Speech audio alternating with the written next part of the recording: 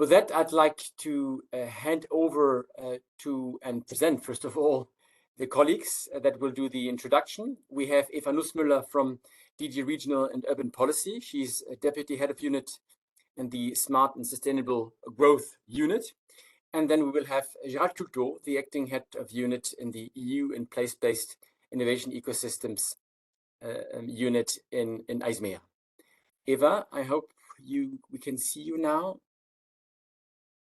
Or see you, or perhaps, let's see.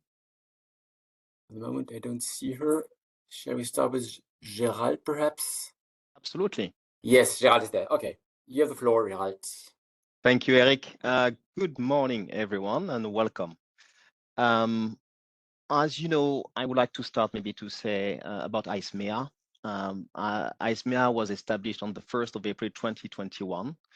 And it's important to remember that it groups together in one agency all the activities of the European Innovation Council, the EIC, and the programs related to the small and medium enterprises like Horizon Europe, European Innovation Ecosystem, the Single Market Program, and obviously for today, the I3 instrument. And I would like to highlight maybe what are the main elements behind this I3 instrument, which is funded by the European Regional and Development Fund, ERDF. And there are main focuses on commercialization and scaling up, which is very important. As you have seen recently, the Commission has launched a strategy on startup and scale up. There is also a focus on innovative development of European value chains, which is a very important concept of value chains. There is a focus on SMEs, and obviously there is also the importance of less developed regions in this particular action. So these are, for us, the main focus of this action. So in today's info session, it is about the fourth call for proposals under Strand 1 and Strand 2A, which are investment calls of this I3 instrument. And this is the fourth one since we launched in 2021-2022.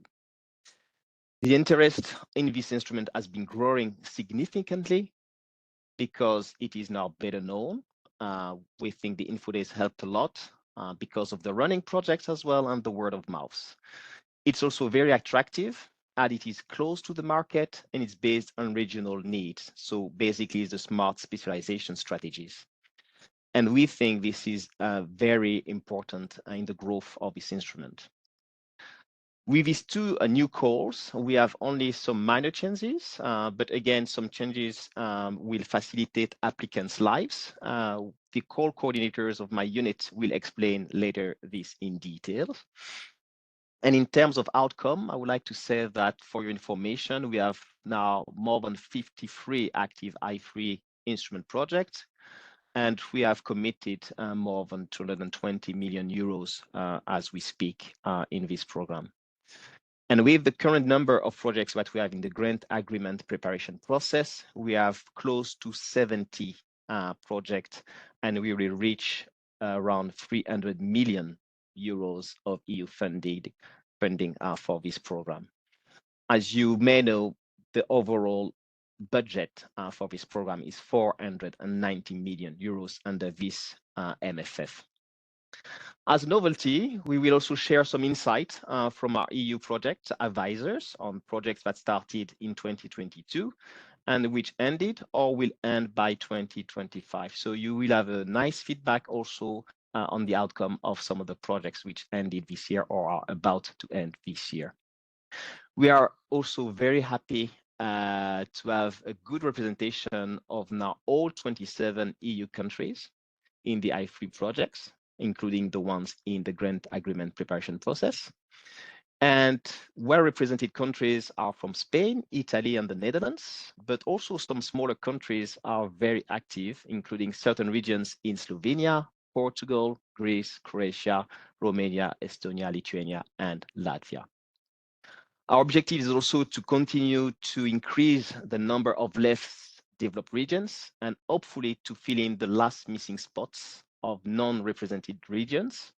So you are particularly encouraged to apply. And finally, I would like to say that there is this crucial I3 support facility, which also supports the participation of less developed regions. And you will hear a brief update, if I'm not mistaken, in the course of this info session this morning. With this, I think I can close my opening. And if I'm not mistaken, Eric, I think that Eva is with us. So I wish you all a very successful information day, and I hope you will receive numerous very good proposals. We will receive very good proposal from you. Back to you, Eric, and have a good day, everyone. Thank you, Gerald. See you soon. And I think indeed we managed to get Eva on connected from DG Regional and Urban Policy, our parent DG for the I3 instrument. Can you confirm, colleagues, whether Eva is online?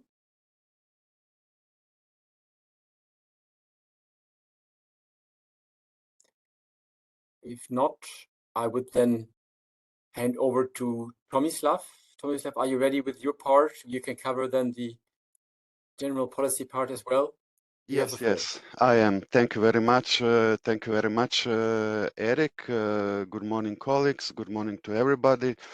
Let us start with an overview of the policy foundations behind the I3 instrument, its strategic role within the cohesion policy, and what we are learning from the current generation of projects. My role today is to take a step back and show how I3 fits into the bigger picture as a long-term instrument supporting both European competitiveness and territorial cohesion. Next slide. Oh, okay, this slide, yeah. The one before. The I3 instrument was created under Article 13 of the ERDF regulation with a clear ambition to help regions translate complementary smart specialization priorities into joint investment projects. In practice, this means helping regions move from strategy to action, especially where capabilities are fragmented and no single region could make the investment work on its own. I3 enables co-investment between less developed, transition, and more developed regions, a combination that reflects the real economy where value chains stretch across territories and innovation requires cooperation between ecosystems with different strengths. This is where I3 stands out. It starts from place-based needs and regional realities and builds upward to European level innovation collaboration. Next slide. So the policy logic behind I3 is often described as competitiveness through cohesion. It means using investments to ensure all regions can participate in and also benefit from innovation-driven growth. I3 supports, and that's very important for us, predefined portfolios of interrelated and connected and mature investment projects. So when preparing proposals, please ensure that the interconnections between projects and project partners and activities are clearly demonstrated. I3 is designed to scale innovation, link it to real market potential, and bridge the gap between demonstration and deployment. And since its launch, I3 has attracted a wide range of actors. We are talking about clusters, SMEs, innovation agencies, regional authorities, and research centers. And importantly, I3 puts companies, especially SMEs, at the center. And these are the actors best positioned to deliver results, access new markets, and drive this value chain integration. I3 allows regions to combine strengths, to pool resources together, and co-invest in a way that builds shared value chains. And it also builds on results from other programs, ERDF, Interreg, Horizon Europe, Digital Europe, and it encourages complementarities with mainstream ERDF programs, including the active involvement of managing authorities. And this applies both during the consortium building stage, but also in supporting the follow-up investments at national and regional levels. And we now see that many new projects and many new project ideas are emerging from the implementation of existing IFRI projects. Next slide. So we see here two maps. So what do we see in practice? Is IFRI delivering where cohesion policy places its strongest focus, especially in this map on the left, in these dark orange areas you see in the east and south? While participation is still uneven, as is expected from any new instrument, we are seeing strong engagement from many regions, including those without a long tradition in EU innovation programs. You can see this IFRI grants distribution in dark blue colors. Especially, we clearly have some champions regions. And one particularly encouraging result, a large share of partners come from less developed and transition regions, more than in any comparable innovation program so far. And this confirms that IFRI is delivering on its cohesion policy mission, promoting innovation across all territories. And for less developed regions, IFRI opens doors to European markets, investors, and networks that might otherwise be hard for them to reach.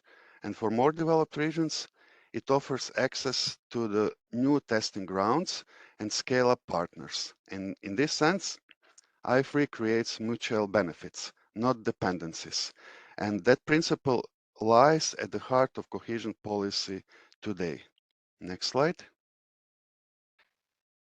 We want to show you that IFRI is not just about grants. It's about building a community of practice, grounded in smart specialization and interregional learning. Many IFRI projects are linked to thematic S3 partnerships, where regions work together on shared industrial and innovation teams. And one word of advice, even if your IFRI proposal is not selected, you should consider joining an existing partnership or launching a new one with your consortium. This helps build lasting connections and maturity for future calls.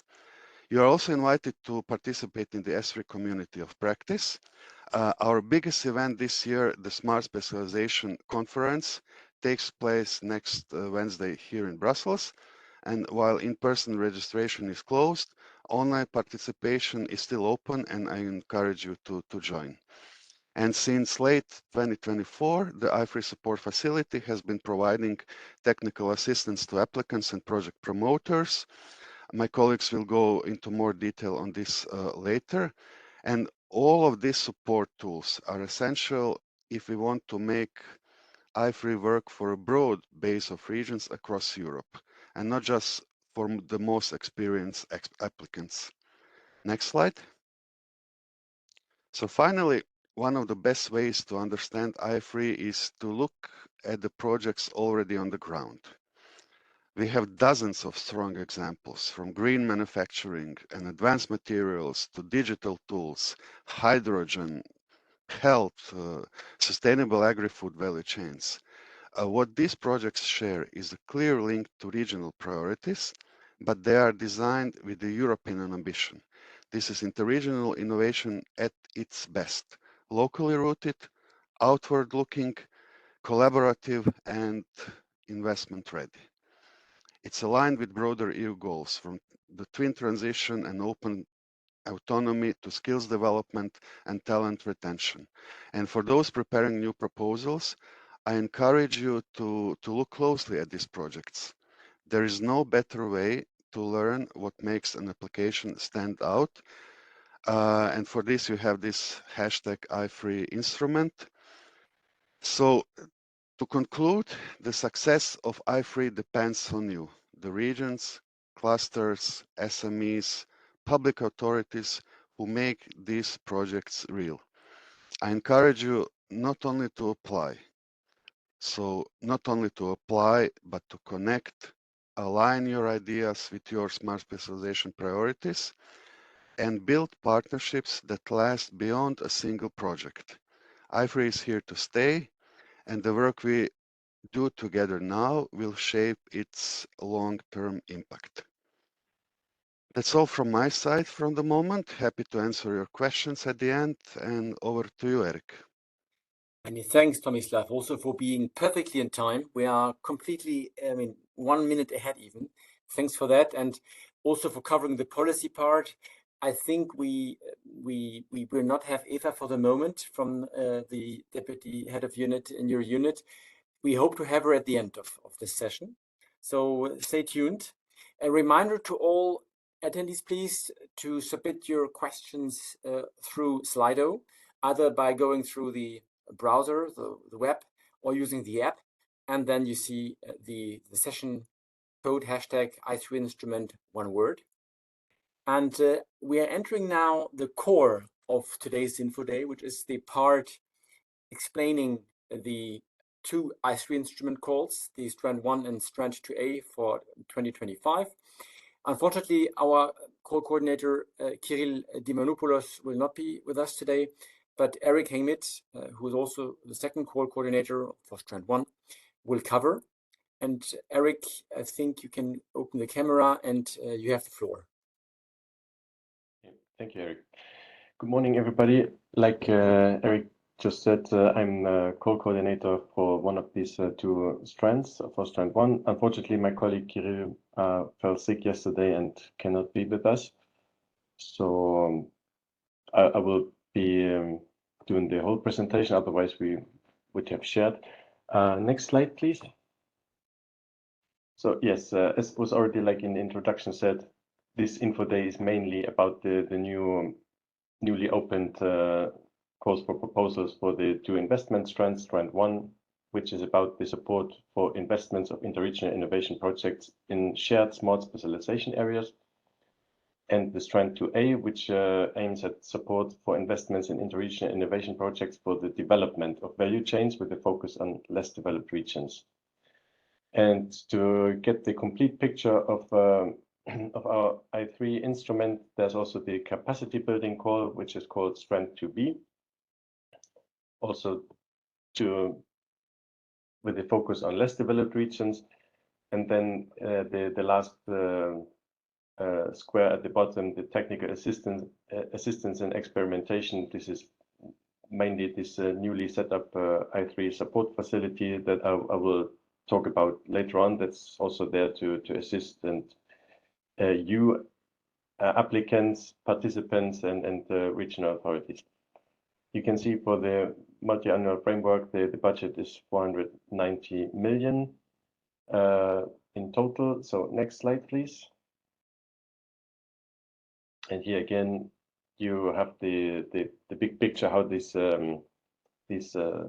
strands, Strand 1 and 2A, fit in this picture. What we are doing in this yellow square on the left, you have the capacity building part, where this includes our capacity building Strand 2B and also this i3 support facility. And Tomislav also mentioned before these communities of practice from the smart specialization. And then the investments, they mature. And here for Strand 1 and 2A, we are looking for projects that have innovations starting from technical readiness level 6. And in the course of the 2-3 year project, we expect them to increase the TRL up to 8 or 9. And next slide, please. Yeah, this is what I just, you don't need to go too much into that. Yes. I now cover the specific objectives. Both strands, they are quite similar. This is why they are presented in one presentation, but there are, of course, slight differences. So the Strand 1 call is has the objective to increase the competitiveness and the resilience of EU value chains that are already there in shared smart specialization areas. and it's about the development, already existing or the creation of new interregional and cross-border value chains, and to better connect between the regional innovation ecosystems.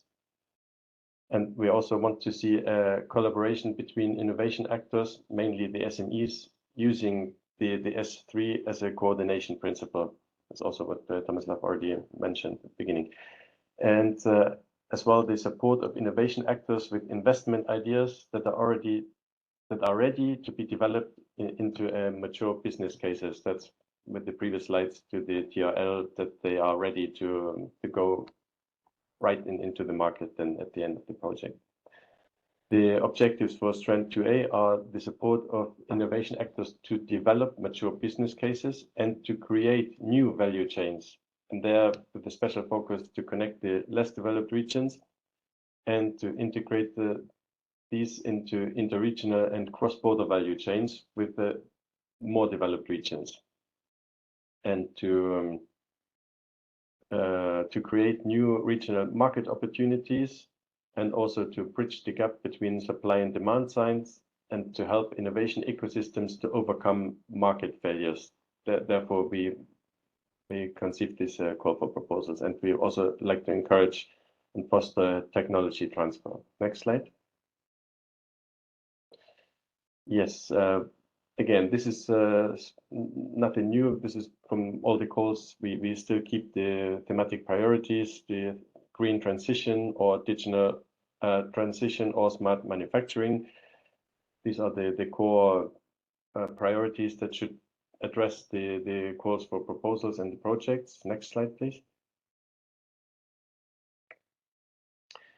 And here it says the expected impact is a non-exhaustive list. So just to give you a bit an idea, and it's valid for all thematic priorities. Both strands have as a short-term impact to test new technologies and to innovate, to have innovative solutions deployed, and the market uptake of new solutions. And then particular for Strand 1 is the strengthening of the innovation diffusion channels and to reinforce the capacity of regions to co-invest together. Whereas in short-term goal impact in Strand 2A is the creation of new value chains in less developed regions, and to apply and deploy innovative technologies and solutions in these new regions, mainly the less developed ones, and also then to exploit the research results in the field. Long-term impact, we want to see an increased innovation capacity across EU regions for Strand 1, and also increased competitiveness and resilience of EU value chains, increased productivity efficiency, and new market opportunities for EU companies, and that eventually EU industry becomes more efficient and sustainable. For Strand 2A, the main long-term goal is to reduce the innovation divide between more developed and less developed regions. And yes, next slide, please. Yeah, here again, this the eligible activities applies for both strands. You can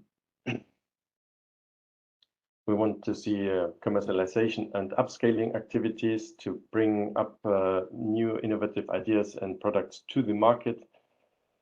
You can do this by using test beds and connecting and testing and demonstration facilities, and also post-prototyping activities are eligible activities, and as well as validation and testing in real environment. And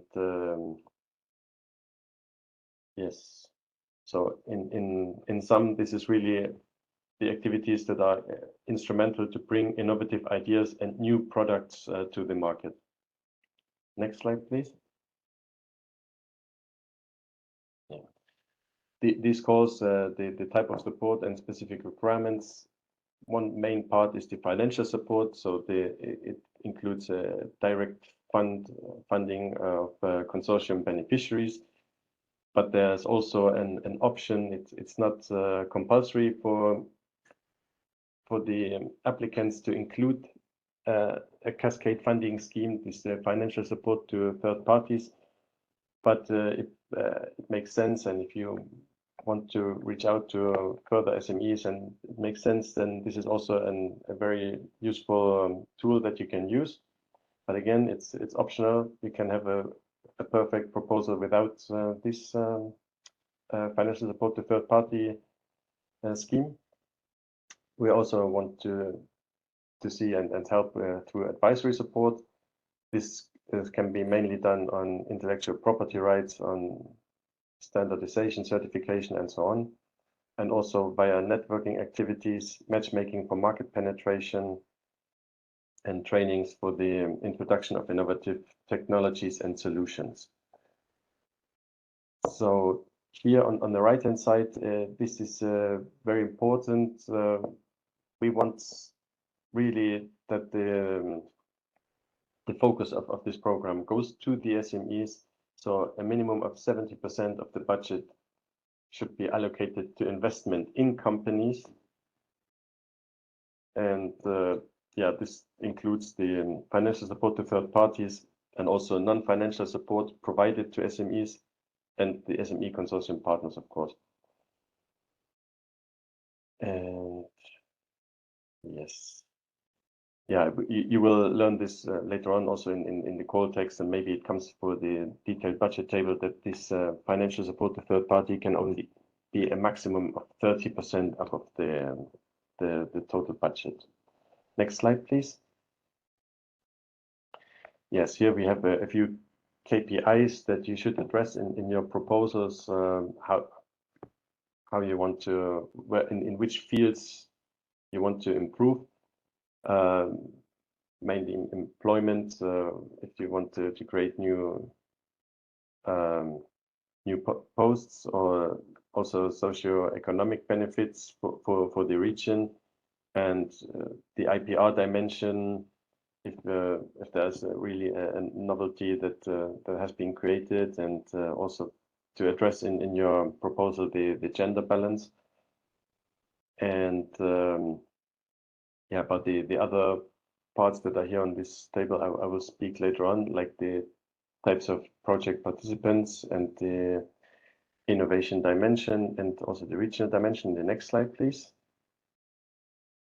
Yes, the investment dimension. So this in your proposal, it can be a tangible investment into a new factory or a new machine or a new product, but it can also be like an intangible investment that you train and you innovate in processes in your value chain. Then that the investment is justified by a market analysis or business and investment plan. So it's not just that you out of your own interest you have something that you plan to make a project about. It has to really fit in that there has to be a market for it. So you should have the analysis there demonstrating this in your proposal, and how you want to progress with the business and investment plan then as the next steps. And this also goes for your plan for the time to market, and how you, from which TRL level you start. Like we want to see in the proposals has to be like minimum level 6, and then how you want to progress over time in the course of the project. And yeah, also you can write in the proposal, that's an ideal case when that you see that you write how you want to also attract further private and public investments that can leverage the project, and not that you only rely on the EU funding and then after the project and this is all finished. And you could also describe the multi-level architecture of the investment project, like is it national, regional, or at European level? And we want to see a balanced portfolio across geographical regions that not the major part of the budget goes to more developed regions, and just the less developed regions are just like merely addressed in the proposal and don't get a lot of attention, meaning budget. And yeah, it should also be like evidence-based, what you're trying to invest, and what's your expected territorial impact for this. Okay. And yeah, in your proposal you can address this over time, how you plan to bring the investment to market, and you could also address what are your remaining bottlenecks and challenges that you need to overcome to make this this investment, this innovation a success and bring it to the market. What are the hindrances that you still face, and how you plan to tackle this, and how this this funding could help you. Next slide, please. Yeah, this is now for the interregional dimension. Proposals should have a good mix of these quadruple helix partners in the consortium, meaning public authorities, industries, clusters, and yeah, business associations, as well as universities or RTOs, and also end users. That could be either citizens or companies. Or yes. Yeah, we want really to see that the proposal has an interrelated interregional innovation investment in the value chain, and you should address that the for the regions the appropriate NUTS level. Usually this is NUTS 2. This is where the regional authorities are, and yeah, the minimum conditions in terms of ecosystems involved. This is different for Strand 1 and 2A, and we come to that later. And also, ideally, in the consortium, it must be cover both, like the demand side, who will then use the new innovation, and the supply side, who is creating it. Next slide, please.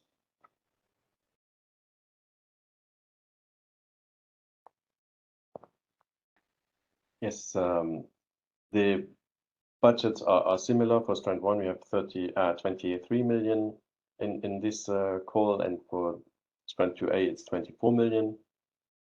Project size, we expect anything between 2 and 10 million, as well as a duration between 18 and 36 months.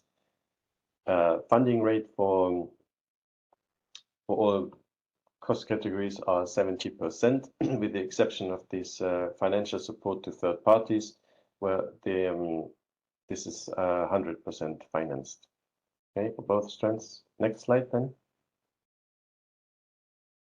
Yeah, here the differences between in consortium composition for both strands. For Strand 1, we want to see a slightly bigger consortia. It's at least 5 independent legal entities that should be that are established in 5 different regions of at least 3 countries. Eligible countries, it's all European Union.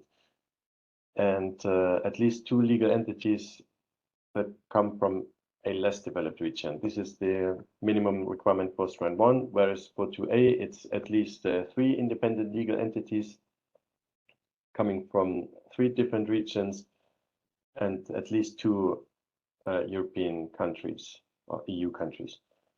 And there the consortium shall represent at least 1 more developed region, and must have a strong involvement of less developed regions and the focus on their needs. So this is again the difference, the Strand 2A with the focus on the less developed regions, but also using the know-how and of more developed regions. Now, for both strands, the requirements for the coordinator, the consortium coordinator, are the same. It has to be either a public body or a non-for-profit organization, or it can be an entity that is entrusted by national or regional governments to develop or implement the innovation and investment actions for SMEs. So, and this there we have this new logo, then this is something that we modified compared to previous calls. We tried to make it easier, better understandable, and we hope that this will work well with these requirements. Next slide, please. Yes, your proposal will be evaluated by external experts who score it under 4 different award criteria. The first one being relevance, that the proposal matches the objectives and the participation of the less developed and outermost regions. The relevance of the proposed innovation, is it novel, and is the ambition at the right level? There you can see that the score is maximum 10 and the minimum pass is 5, and all the other 3 criteria, quality, cost effectiveness, and impact, they only have a maximum score of 5 each. So relevance is the most important award criteria. But then again, if you we are now in the 4th round of these proposals. We get in the past we get quite the competition is increasing, and also the quality of the proposals is increasing. So from experience, the last round we had many that came over the overall pass score of 17.5, but the competition was so hard that these weren't funded, and the final score of the funded ones, they were above 20 something. So it's really yeah, that you take this seriously and to try to deliver and submit a high quality proposal. Yes, and it's only a 1-step evaluation. There are not several steps. It's just your proposal that will be evaluated upon this against these 4 award criteria. Next slide, please. Yes. Once the projects are being selected and started, so they will receive a pre-financing of 70% of the total grant amount at the very start of the project. Then at halftime, there will be an interim payment. Yeah, and then the pre-financing interim payment cannot exceed 90% of the total. So and the remaining balance will then be paid after the end of the project. Next slide, please. And this is also like I'm not sure if it's already in the ongoing, but in the first projects we didn't have this interim payment, so this is also something relatively new. What's also new that the mandatory documents and annexes, we modified or simplified this a bit.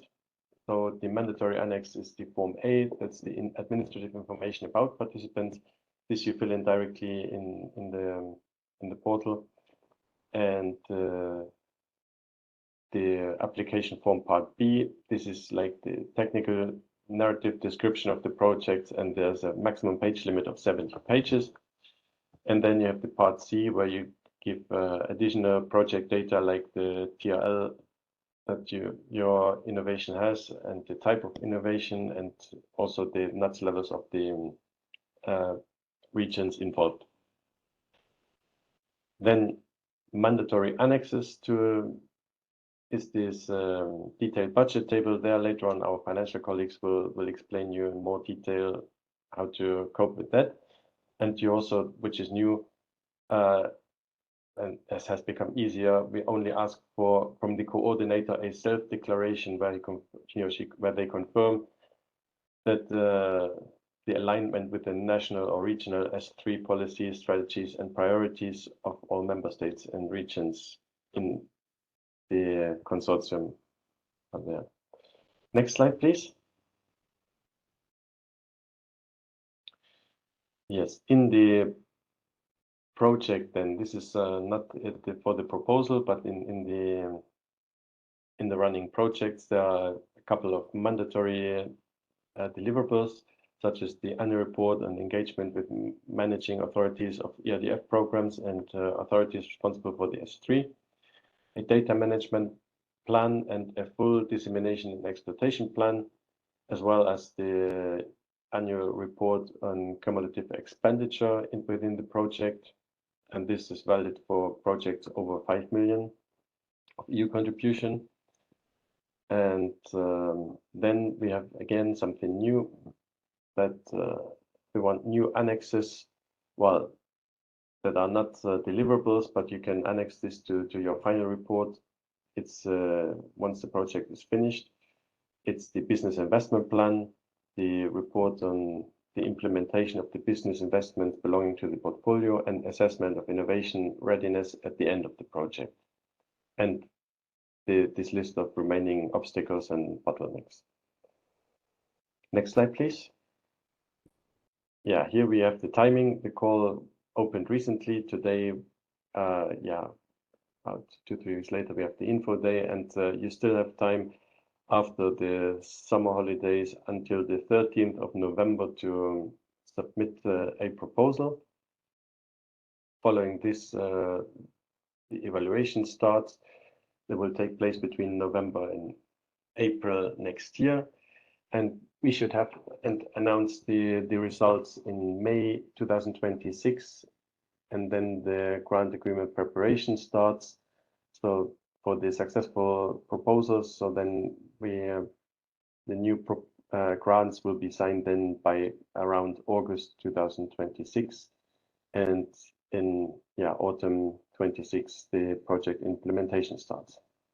Next slide, please. Yes, this is something that that we are very happy that we finally managed to have it up and running. It's still a bit work in progress, but it's already there. We're happy about it. That yeah, my colleague Maya Berlin, she's from our team responsible for this I3 support facility, and this is an initiative between the European between ISMEA, our agency, and DG Regio, and it provides support to regional and national innovation stakeholders and public authorities, and it's there to foster strong interregional innovation ecosystems and reinforcing the objectives of the I3 instrument. This support facility has a special focus again on the less developed regions and the outermost regions, as well as regions facing specific challenges. And yeah, if we could go to the next slide, please, then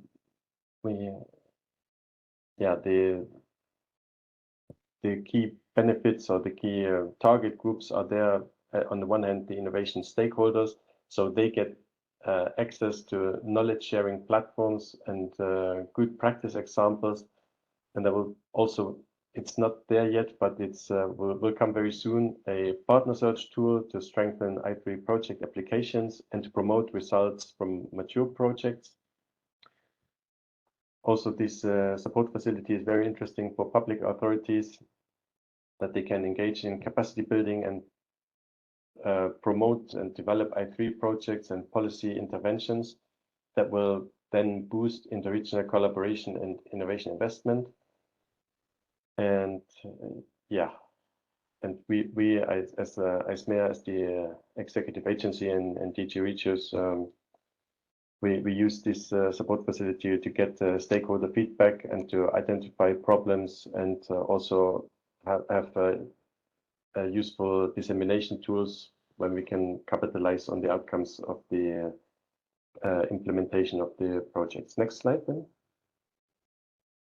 So here you have all the overview, what this I3 support facility does. They have the observatory where there's the all the data collection of the and presentation of all the I3 projects that are being implemented.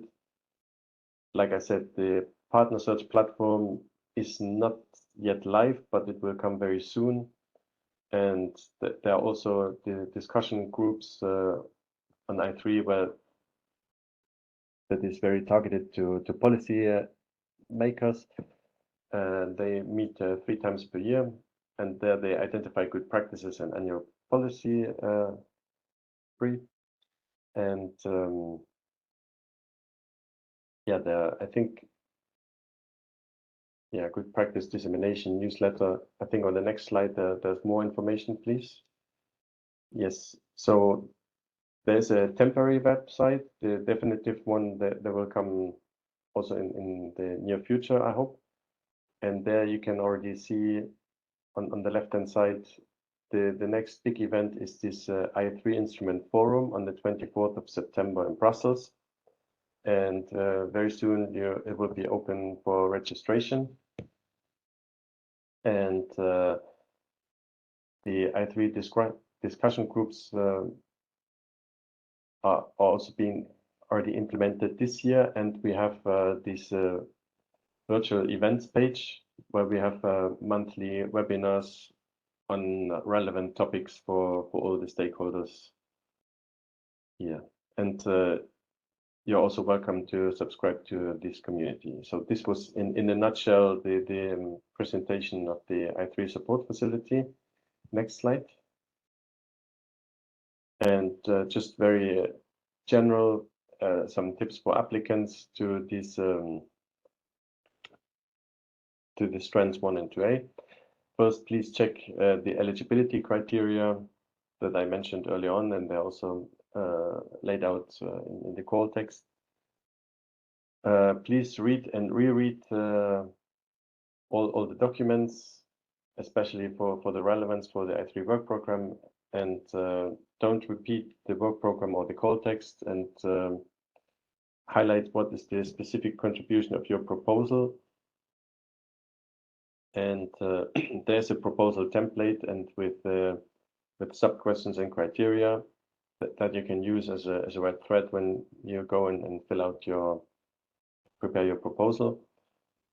Yeah, the award criteria already mentioned, and then yeah, the policy regulatory background documents on I3 smart specialization and of the ERDF fund, and yeah, they are there. And yeah, final tip, please consider that this is not a Horizon program, so we really don't focus on the research and the excellence. We want to see the cohesion, and we want to see the interconnection between the regions and the improving of existing value chains. And next slide. Yes. While preparing your proposal, please think of how would an evaluator score or evaluate your proposal based on these 4 award criteria. First, yeah, notion that's there. These external experts, they are independent, and you should not try to get in touch with them, even if yeah, they haven't been like selected yet. But if you know, then later on, don't get in touch with them, because otherwise we have to exclude them from the evaluation procedure, and they have to be independent and impartial. Yeah, and I already mentioned the maximum page limit of 70. There you have all the details about the letter size. And yeah, well, the obvious things, write in a reader-friendly manner, and don't forget any documents. And yes, the budget has to be entered twice. So there's this part A, and again, the detailed budget table where the financial colleagues will give you a little tutorial later on how to what to pay attention, how to do that. And yes, next slide, please.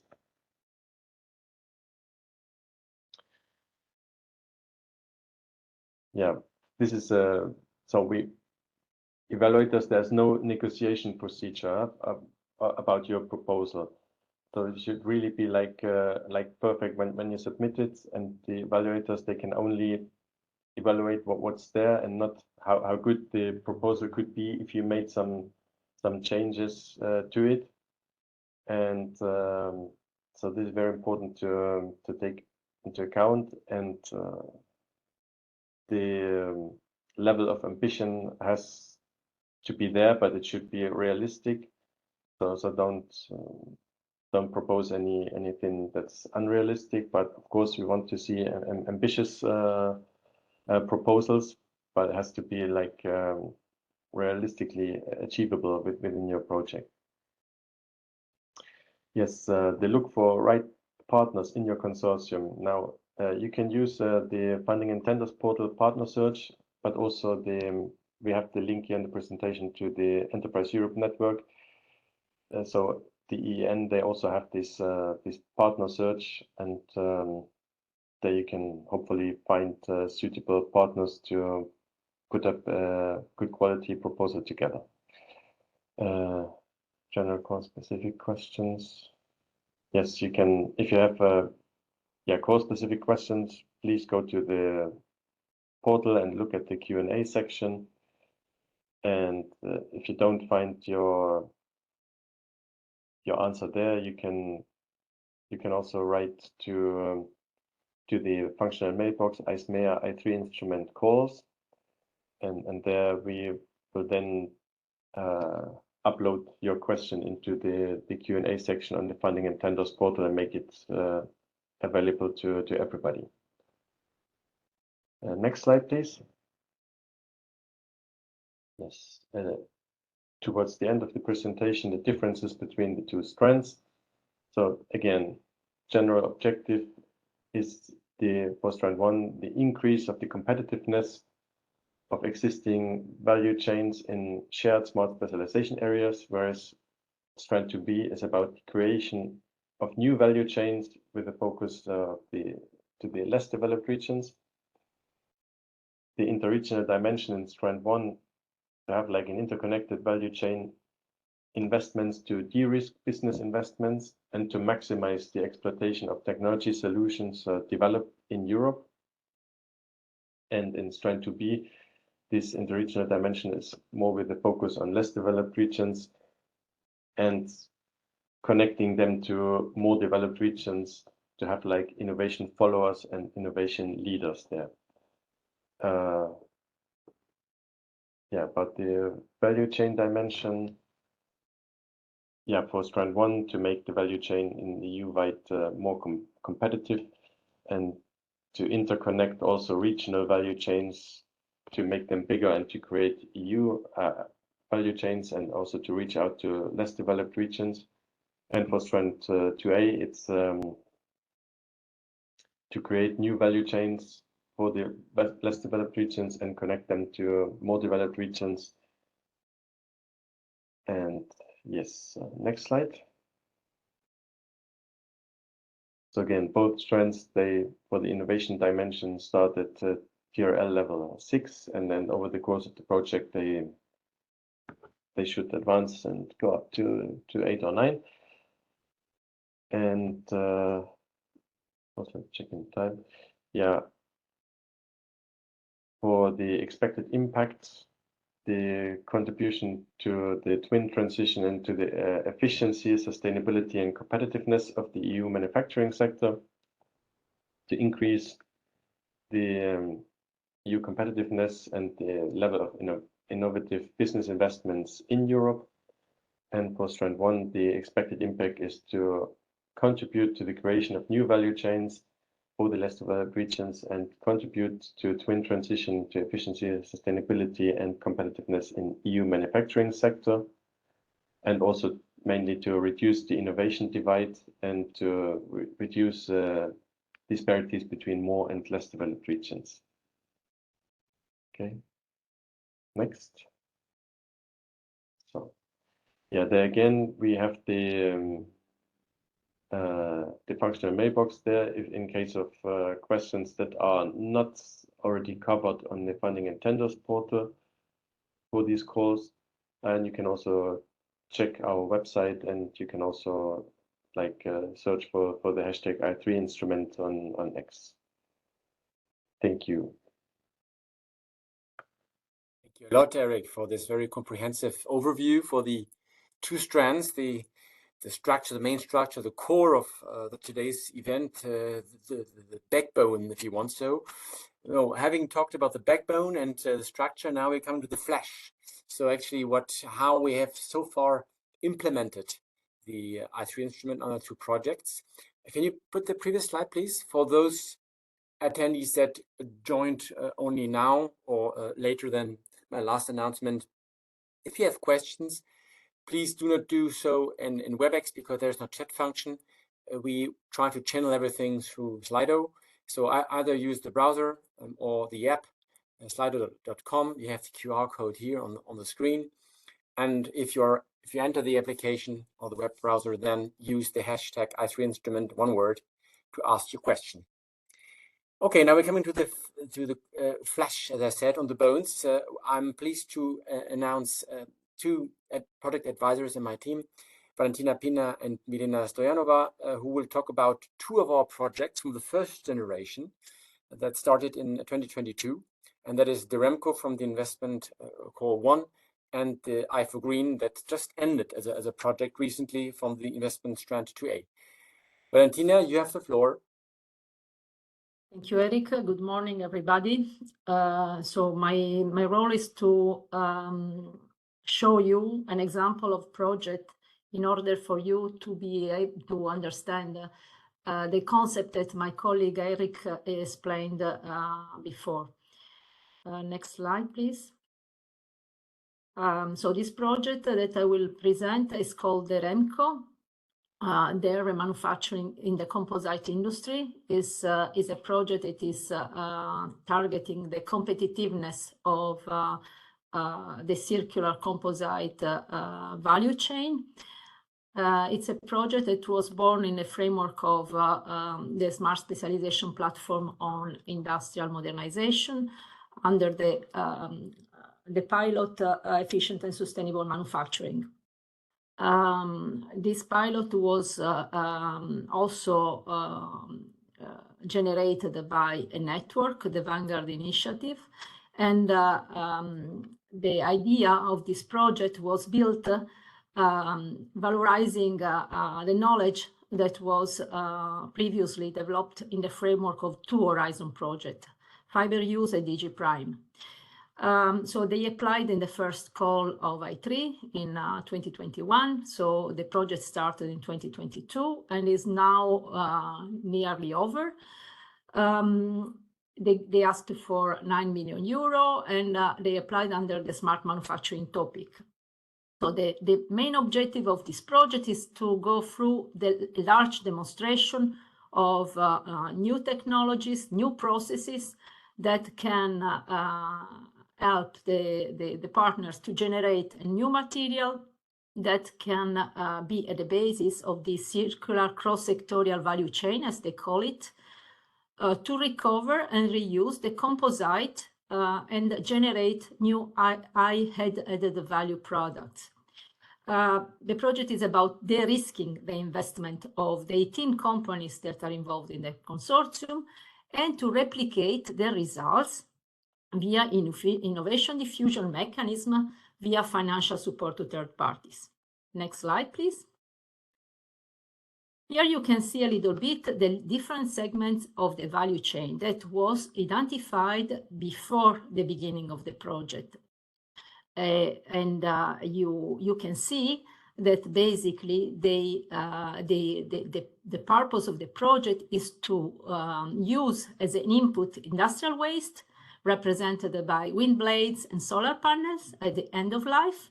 And the output is basically this new material that is called fiber reinforced polymers that are reinforced with the glass fibers coming from wind blades and solar panels. So basically are recycled materials that are used to create the new materials, what they call reinforced polymers, that are that are used in several industrial applications that we will see further on. Next slide, please. Why we are asking for a market analysis and why we are asking to identify the value chain. We are asking to identify the different segments of the value chain because when you will build your proposal, you will have to show how the different companies are placed in the different segments of the value chain. Here it's graphically represented how the different companies involved in the consortium belonging to different countries and regions are cooperating together in those different segments of the value chains. So what is important here to know is that the companies, even if they belong to different sectors, they are cooperating together because they want to de-risk the process of recycling mechanically and with thermochemical processes, the waste, in order to be able to remanufacture it on the basis of the demand that is expressed by the final users. So the end users that were mentioned before are involved in the project as key actors that are defining the requirements for this output that the project is generating. Next slide. Here you can see the ecosystem dimension of the consortium. So we have 30 partners, 18 of them are companies leading business cases. 75% of those companies are SMEs, 5% large companies, and the rest of the partners are regional innovation ecosystem actors, meaning RTOs, technology centers, cluster organizations, waste utilities, and also a member of a standardization committee. There are also 2 consultancies that are responsible for the project outreach toward less developed regions, but also for the management of financial support to third parties, which is a very specific activity that need a specific expertise defining the call, evaluating the proposal received, and going through some procedure that are required when the call is published. And these consultancies are also responsible to support the companies involved in the consortium to define business plan and exploitation.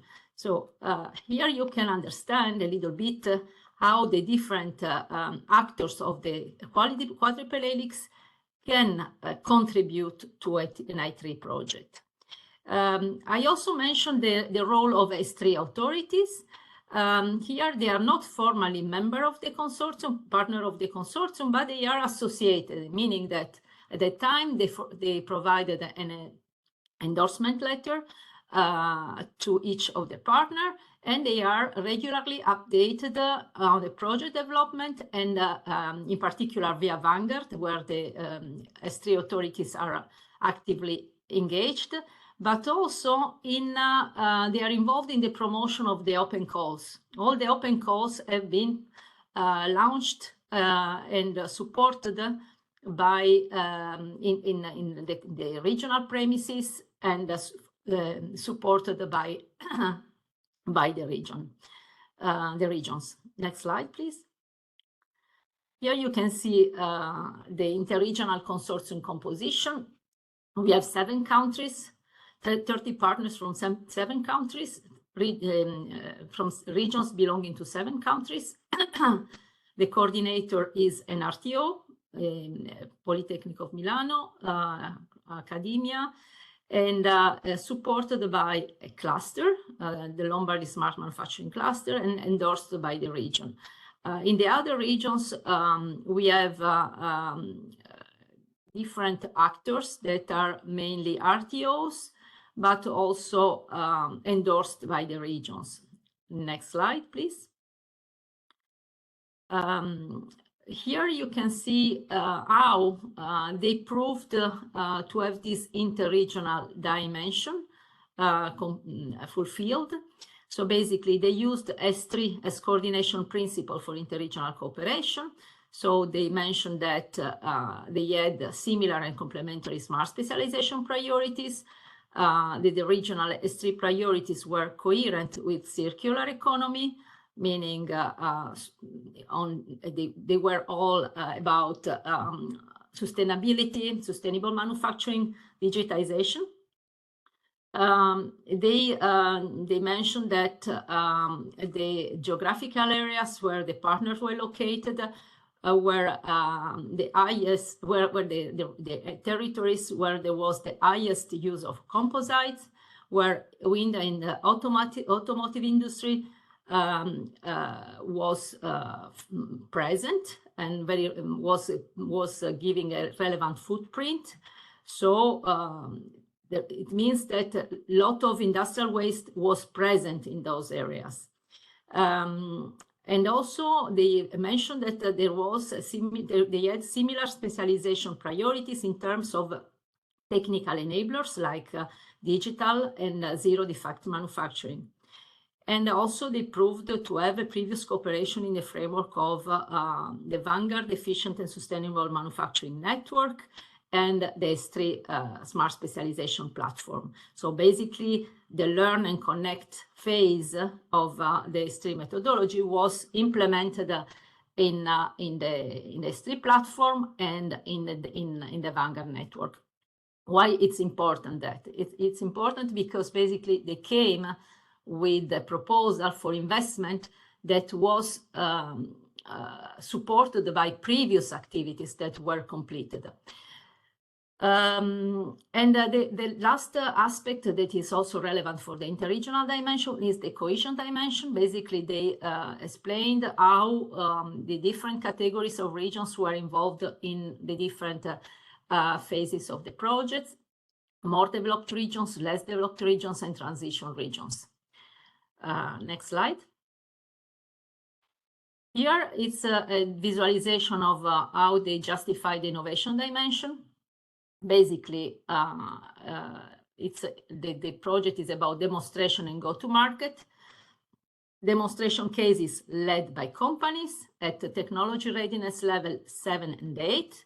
So meaning small scale and large scale demonstration in real environment. They use the demand-driven approach oriented to commercialization, basically piloting and testing of new technologies based on specific requirements that are defined by the end users, meaning the clients of those companies involved, and the commercialization, which is the results of the successful testing and project and of the project results. Concerning the technologies, they mentioned the use of technology enablers, the digitization and zero defect manufacturing, the fact that they are going to replicate, to have this market replication and upscaling of the solutions via financial support to third parties and via the networks in which they are involved.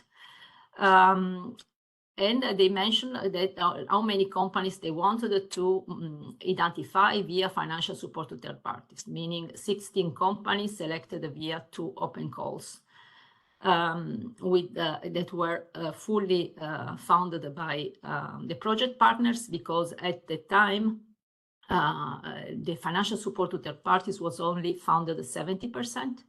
So it means that there was a commitment of the consortium to support the 16 cascading companies. And of course, there is a contribution to the EU priorities in terms of waste and energy consumption, reduction of material waste, etc. And in this picture, you can see the different phases from applied research to technology validation, demonstration, and ready to market. You can see that the technology readiness 4 and 5 was done under Horizon Europe, and then I3 is supporting demonstration in relevant operational environment, the demonstration in operational environment, and the system demonstration, and accompanying the companies toward commercialization. Of course, we have 18 different business cases, so not all of them have the same level of maturity, but all of them will progress toward the market. So this is the most important thing, that at the end you will be able to prove that the investments are helping the technologies and the company to bring to reach the market somehow. Next slide. So here you can see in terms of investment dimension that the companies are generating innovative processes and exploitable products. So when we mention investments, investments can also be intangible investment and investments in processes. Here you can see 11 cases of exploitable products generated by the 18 companies. From next slide, here you can see the visualization that is easier for you. So from the tail plane or the light frames in the automotive industry, the pellets from recycled materials, shelves for motorhomes, furniture elements made of recycled glass fibers, etc. Next slide. Also 3D printed lamination, fences, etc. Here you can see one of the products is already on the market, those rails for ski bindings. So after a little bit more than 2 years, they managed to have to succeed with the demonstration, the solidity of the product, and they had a buyer, a client that decided to buy this new device, this rails for the ski bindings, and so the company had the possibility to upscale the production because they had an increased demand, and they had the possibility to buy, to sell this on the market. Other companies are close to the market, but there are still some pricing issues and some issues related to standards, because in construction industry, for example, you need certain certifications, or you need to have standards in place.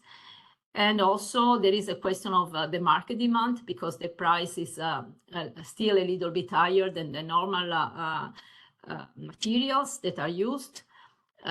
So now they are waiting for the circular economy, the new circular economy package, in order to have a certain percentage of waste to be included in new products. So this would open the market for them. Next slide. We are nearly at the end. Another important aspect is that you can also imagine innovation as a service. Here in this project, we also have 7 cases where we have service innovation. So, for example, the collection and recycling of waste, of wind blades, is a service that the company is providing to generate a product, the glass mat production. You can have a product as a service, the pellet that is generated, you have seen it in the picture before, that is used to create new pieces in the automotive industry. There are also new testing services for the use of this hybrid yarn that is generated by the project, or some counseling services for 3D printing injection molders that can use these new materials that is generated by the project. And last but not least, there are also digital services provided by a platform that is allowing the companies participating in the project to track the process of the waste, to track the waste in the process value chain. And also they can give the certification of the digital product passport. So those are services. Those are example of service innovation that are generated by the project, that is instrumental to to the interest of the entire value chain. Next slide. And here you have there is a video on YouTube where you can have more information, and a website, and also you can follow what the project is doing via LinkedIn. Thank you, and I leave the floor to my colleague Milena. Thank you a lot, Valentina. And indeed, Milena is following now with an interesting project, which is actually the first one under the S3 instrument, the first generation that ended at the end of April. So it's a pleasure now to continue this ride through the two concrete cases with Milena. You have the floor.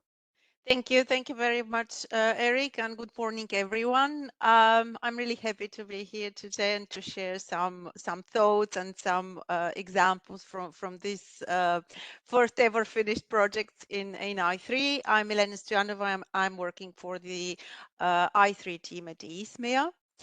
So I4Green, it stands for Interregional Investment for the Sustainable Supply of Raw Materials in the EU Green Energy Transition.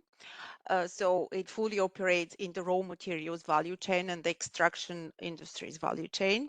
Next slide, please. This is a project that I can really refer to as a success story because, well, here you will see a quote from the project coordinator, Dr. Santiago Cuesta Lopez, and his objectives were not only relating to the interregional innovation and investment dimensions, but even beyond that, the target was to contribute to the security, to the sovereignty of EU, and to avoid creating new strategic dependencies with regard to third countries. And they did it. Next slide, please. So i4Green in a nutshell, this was a project from the first wave, as Eric said before, from the very first projects that were implemented under i3. It lasted 30 months. It has just finished now at the end of April, and it was coordinated by the Spanish foundation ICAMSIL to innovate raw materials value chains with new models of EU interregional collaboration. The total estimated budget for this project was 4.5 million, and part of it, a bit less than 500K, was dedicated to financial support to third parties. The total estimated EU contribution would be around 3 million euros. What were the main objectives? They were to promote and enhance the implementation of green, circular and social technology, and to reduce the EU dependence on imports of critical raw materials and the negative environmental impact of their extraction and processing. These objectives, they were very much influenced by the S3 partnership, two S3 partnerships that were already here when the project started, the one on mining industry and the one on advanced materials for batteries. These objectives were also very much influenced by the successful implementation of another project, the INUSUP1 project, Mind the Gap, which was also operating in the same value chain with different targets. As you know, in Horizon, we have completely different objectives. But still, the objectives, they were not obsolete at the end of the Mind the Gap, and the consortium decided to continue and to go ahead with even more ambitious targets.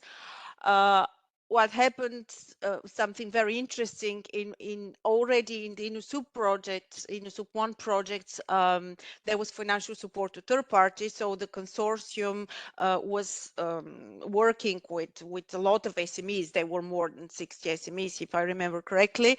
And then at the end of the Horizon project, they picked some of the most advanced solutions that were already in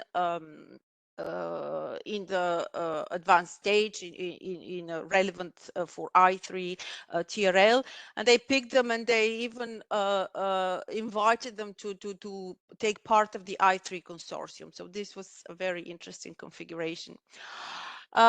what was at the core of this project? There were two consolidated pilots, two big pilots. I will talk about them more in detail later. But there were two big investment cases that were already defined, that were already belonging to the consortium partners, and all the rest, all other activities, including the financial support to third parties that intervened later on, were then designed around these two big pilots.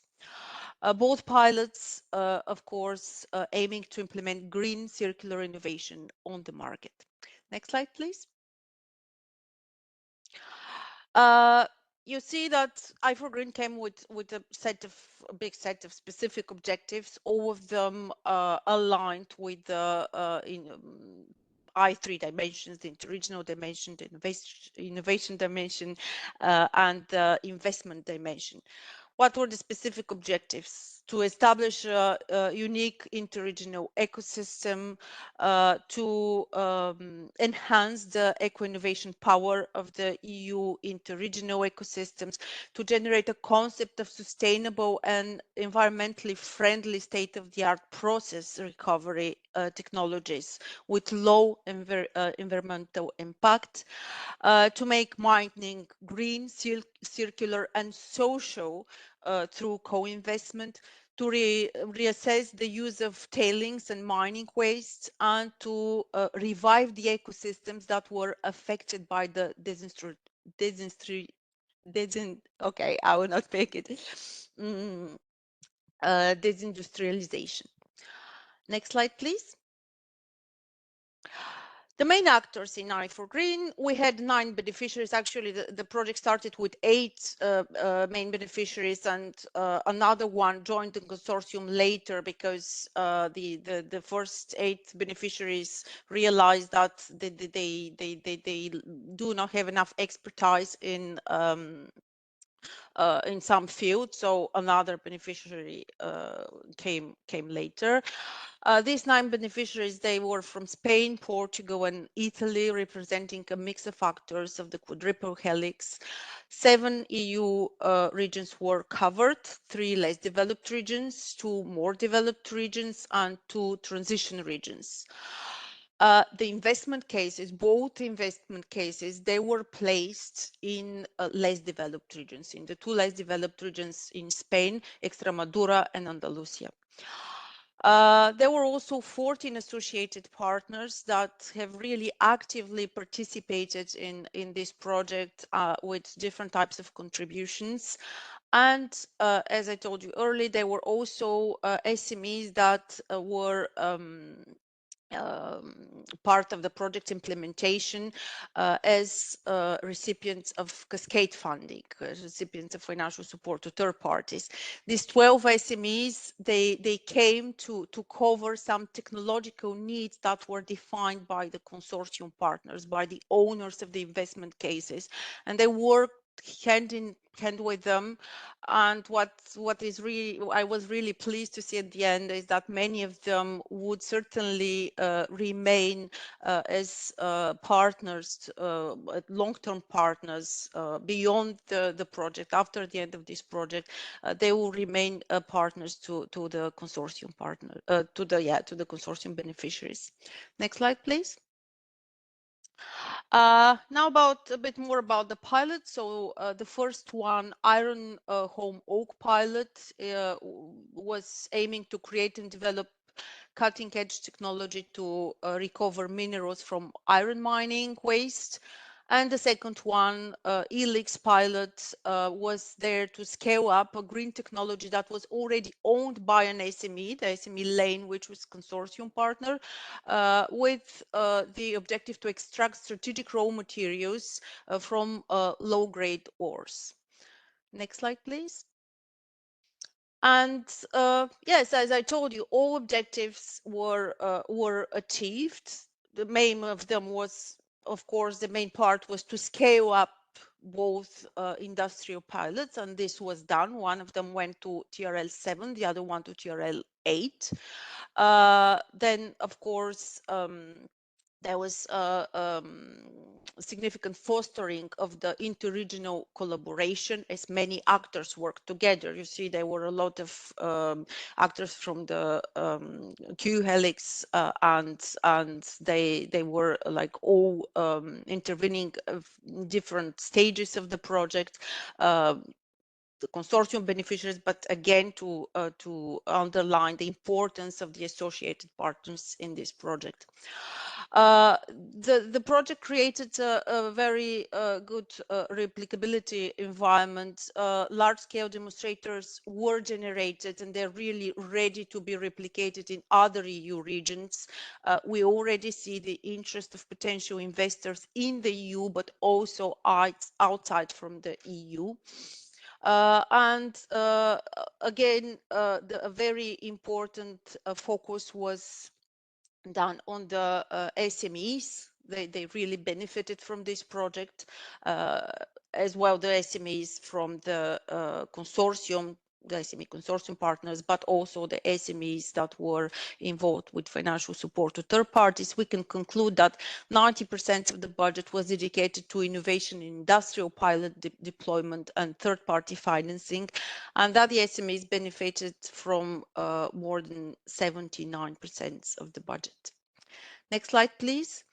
Here I have some further information about the very technical achievements of both pilots. They not only achieved what they wanted to achieve at the beginning, but they went beyond that, because they discovered, for instance, that in addition to the targeted materials to be recovered from the waste and from the tailings, they managed to recover other materials as well. They also managed to enhance their circular systems for water management.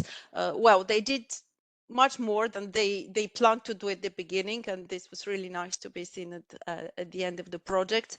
Of course, achieving of high-grade iron ore concentrate for the first pilot, for the iron oak pilot, was a must, so they did it. They achieved the recovery of rare earth elements concentrate from the tailings of the iron ore process. They created value with the participation of the SMEs of the open co. The water cycle development was also enhanced. They developed a financial model, and now they negotiate actively with suppliers and off-takers. Next slide, please. The next slide will provide some further information about the ELIX pilot. Of course, what they wanted to do, as I said, was to scale up a technology that was already there, so they did it. The technology was scaled up. They demonstrated the process at industrial scale. They validated the assumption at industrial scale. They optimized the corridors for the I4 Green ecosystem. They improved production condition for replication across the Iberian Pirate Belt, but not only, also at other places. Of course, they managed to scale up production for global deployment. Next slide, please.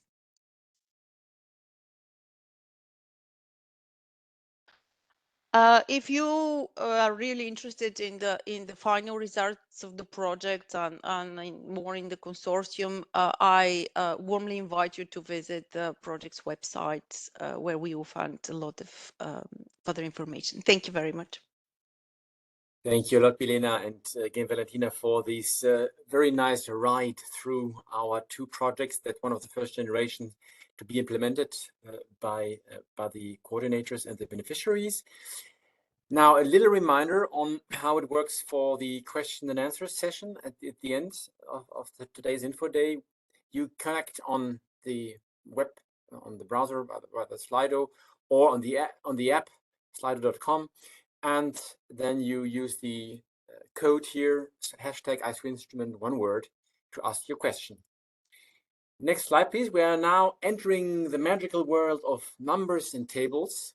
And with that, I'm very pleased to welcome two of our colleagues who work in the financial services sector, Jana Dobiasova and Anna Batra, who are financial officers here in our agency.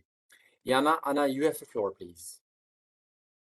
Thank you very much, Eric. Good morning to everyone. My name is Anna Batra, and together with my colleague Jana, as mentioned by Eric, we will guide you through the detailed budget table, kind of help to understand what is the logic behind it, and the most important part, to help you or guide you how to fill in your detailed budget table. So, next slide, please. All right. Regarding the financial documents for submission, you will have to prepare two documents which are mandatory part of your proposal. These are the estimated budget table. In principle, this one is filled in directly online, and it's part of Form A, and the detailed budget table, which is a template. Normally, it's an Excel file which you will have to fill in and then upload in allowed format. And this is normally a PDF. What we would, in this case, advise you first to prepare your detailed budget table, so to fill in the template, and just then, after you have the final version of it, to finalize the estimated budget table from Part A online. It is because these amounts which are entered in the estimated budget table must correspond to the amounts or data in the detailed budget table. In case there are some small discrepancies, this is okay for us, but in that case, you have to know that the estimated budget table data in principle will prevail. Next slide, please. Now in more detail about the detailed budget table template. So we advise you to read carefully the introductory pages. However, you will not have to submit them as a part of your detailed budget table. In sheet 2, which you can also see on the screen now, you will have to add your project data, the work packages and their names. Number of estimated travels are also encoded in this page. And then you will have to click on update the table. And this will create very nicely the structure of the detailed budget. Then what is the most important are the sheets 3, 4, and 5. You will have to submit these files as one merge document. Next slide, please. So for us, the most important is sheet 3, the detailed budget. You will have to present one complete detail table per each participant, and in case there is an affiliated entity. The proposed budget should be based on detailed, reasonable, and accurate estimates. The budget table is broken down per cost category and work packages. The number of work packages has to be the same in all cost categories. And in case you have no cost to be declared in one of the work packages, just leave it empty. You don't need to delete it or anything. Anyhow, the table will not let you delete it. The detail table should contain only eligible costs, and each item should be listed in the main work package section. And then there is a tip: if you see white cells, those are the cells where you have to enter the data, and the blue cells, they are kind of calculating automatically the totals, etc. Next slide, please. Then, as we mentioned, there are sheet 4 and 5. Sheet 4 is consolidated table per participant. It shows the difference cost heading per work package as a small summary. This table is calculated automatically by the template, so you will not have to do anything in principle. And sheet 5 is a consolidated table per project. It includes the cost per work package and per participant. So it's also an important part of the detailed budget table of the full consortium, because it will have to be assembled manually by the coordinator, and there is only one sheet 5, including all the data from every detailed budget of the, like within the consortium, which beneficiary. Next slide, please. As explained, the detailed budget table is presented per participant or beneficiary, per work package, and per cost category. The proposed budget table will have to be in balance, meaning that the project costs are equal to the project income. Now, in the second part of the presentation, we will guide you through each cost category, and also we will kind of briefly explain the project income. Next slide, please. So, personal cost. The personal cost can fall under any of these following 4 subcategories, which are highlighted on the slide. The most important are the costs for employees, and these are related to the personnel working for the beneficiary under an employment contract or equivalent appointing act, and are assigned to the action. These are A1 personal costs. Then we have A2 and A3. A2 are costs for natural persons working under the direct contract other than employment contract. And these can be, for example, civil, freelance, or expert contracts. And these have to be carefully checked because sometimes they can also fit under subcontracting. A3 are costs for seconded persons transferred by a third party against payment. They are also eligible as personal cost if they are assigned to the action and fulfill the general eligibility conditions. In principle, these 3 cost categories, how you calculate the kind of a rate. Normally, it should be presented as daily rate for the person times number of day equivalents work on the action. And the daily rate has to be calculated as annual personal cost for the person divided by 215 days. But for the purposes of this detailed budget table, you are allowed to kind of provide monthly rate instead of daily rates. So monthly rates are much easier for you. You should take into account as kind of estimated salary per month. And then times number of person months the person will work in the specific work package.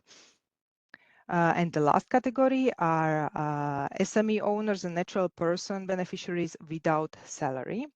In this cost category, it can be only direct owners or co-owners of SMEs who benefit from these rates. They have to work in the action for the beneficiary and be remunerated via a type of non-employment contract, for example, a service contract, or via profit distribution, or by any remuneration method other than salary from the employment contract. In this case, there is fixed rate which you can use only. It's a daily rate, and the daily rate depends. It's a EU unit cost which depends on the country in which the SME owner is registered. Normally, these rates are then available online in the portal, so you will see them, and you have to use the same rate which will be shown to you. Then the time spent on the action should be the day equivalent. If you use daily rate, then it's always day equivalent. Yes, and then please keep in mind that the estimated cost should be based on historical data, and they need to correspond to what appears on payroll normally. For personal cost A1 to A3, you will be able to choose in the template from the drop-down list for the staff category. Then please do not forget to fill in fields such as whether the person works on other work packages, yes or no, and then which. And also there is a field for description. It's very important that you fill it in because it helps us to identify and see whether the person is also mentioned in the narrative part B. So our advice here is just to copy the information very briefly. You don't need to write a lot of information, just that we can identify which person or which position it is, what are the main tasks. Next slide. Subcontracting costs. Subcontracting basically serves to purchase goods, works, and services that are related to the implementation of specific tasks, which are part of the action. This means that only a limited part of the action can be subcontracted. You cannot subcontract costs such as coordination or project management. Normally, subcontractor works without the direct supervision of the beneficiary, as opposed to, for example, in-house consultants. You will have to ensure the best value for money, or if appropriate, the lowest price. Cost reporting under this cost category must follow the completed selection procedure in compliance with your internal procurement rules. These costs are based normally on business condition. So the subcontractor charges the price, which usually includes profit. You have to avoid any conflict of interest. And to fill in the detailed budget table, you can use, normally it's written subcontract name, but you can use the name of the task in case you don't know yet who will be the subcontractor. Of course, the foreseen costs, these costs are actual costs, which you estimate that you will pay for the subcontracting. And please provide a short description in the description field. You can always refer to the information in a description of action. In principle, the first table is detailed budget table, and the second screenshot is from narrative part B. So please make sure that the information between these two tables are always coherent. If not, then we might need to ask for additional information to explain, etc. So this is one of our advice. We see many times that there are mistakes between these two, or mismatching data between these two documents. Now, in the second part of the presentation, my colleague Jana will take over, and she will continue with the rest of cost categories. Next slide, please. Good morning. So my name is Anna Dubiasheva. I'm also in the financial sector in ASMEA, and I will now continue the presentation with what details and how data should be encoded for purchase costs. So under purchase costs, we count travel costs, equipment costs, and then other direct costs. I will start with travel costs. These must in principle be budgeted as unit costs as per the Commission decision on unit costs for travel, which is linked in the call document. And we would advise that you check it already in the proposal stage. Otherwise, we will for sure ask you, if your proposal is chosen, we'll for sure ask you to recalculate these during the grant agreement preparation stage. So for the unit costs for travel as such, these calculations are made using flight or rail calculator that again is linked in the decision, and the units are calculated based on the distance between the departure, which is typically the place of employment, and the arrival point, which needs to be specific. Normally it should be a specific city because you're calculating the applicable distance band between two concrete places. And you will then see that after you have determined the applicable distance band, there will be, according to this, an applicable unit cost rate that you will need to use for the calculations and for filling in of the detailed budget table.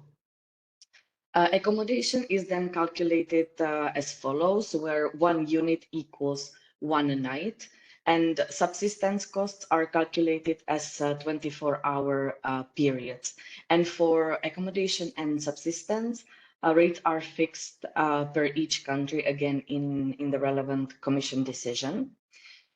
You will see that the Commission decision does not cover all travel instances, in which case you might need to use also actual costs. I will give you one example. For example, travels below 50 kilometers. So for example, some regional travels are not covered by the Commission decision. And in that case, you would have to be estimating actual incurred costs for these particular travels. But in majority of the cases, you will be using the applicable unit cost rates. It is important for us that regardless of if you're using unit or actual costs, you always fill in the details and the description column in the detailed budget table, because we need to be able to verify whether you're using either the rates correctly or whether the estimates make sense to us.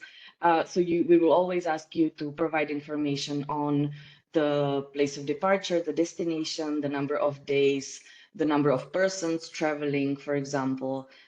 If it is not clear, then also the means of transport, which some distances are in between train and flight. So then we would ask you to specify that as well. And always pay attention when you are filling in this part of the detailed budget table to use the correct column in the detailed budget table. So it should be either actual or unit cost, but please always make sure that you respect the template accordingly. Next slide, please. I will now move on to equipment costs. So purchases of equipment must be declared as depreciation costs, calculated on the basis of the costs that are actually incurred and written off in accordance with the international accounting standards or the beneficiary's usual accounting practices. Keep in mind that only the portion of the costs that corresponds to the rate of actual use for the action during the action duration can be taken into account, meaning that if your project lasts 3 years, you cannot use a depreciation method for 4 or 5 years and then claim 100% of the cost. You would only be asking the proportionate amount. Costs for renting or leasing of equipment are also eligible if they do not exceed the depreciation costs of similar equipment. However, keep in mind, and you see this on the screen, that there are different cells for purchase of equipment and for renting or leasing of equipment. So again, just make sure that you respect the template while choosing the different options when estimating your costs.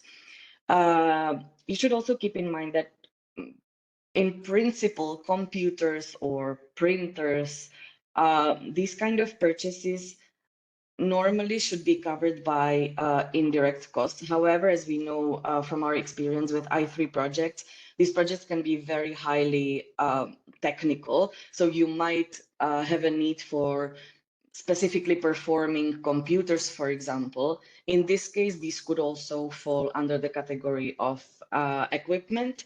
However, if it's computers that are for normal office work, let's say your standard daily job, these would be covered by indirect costs, so they cannot be claimed under equipment.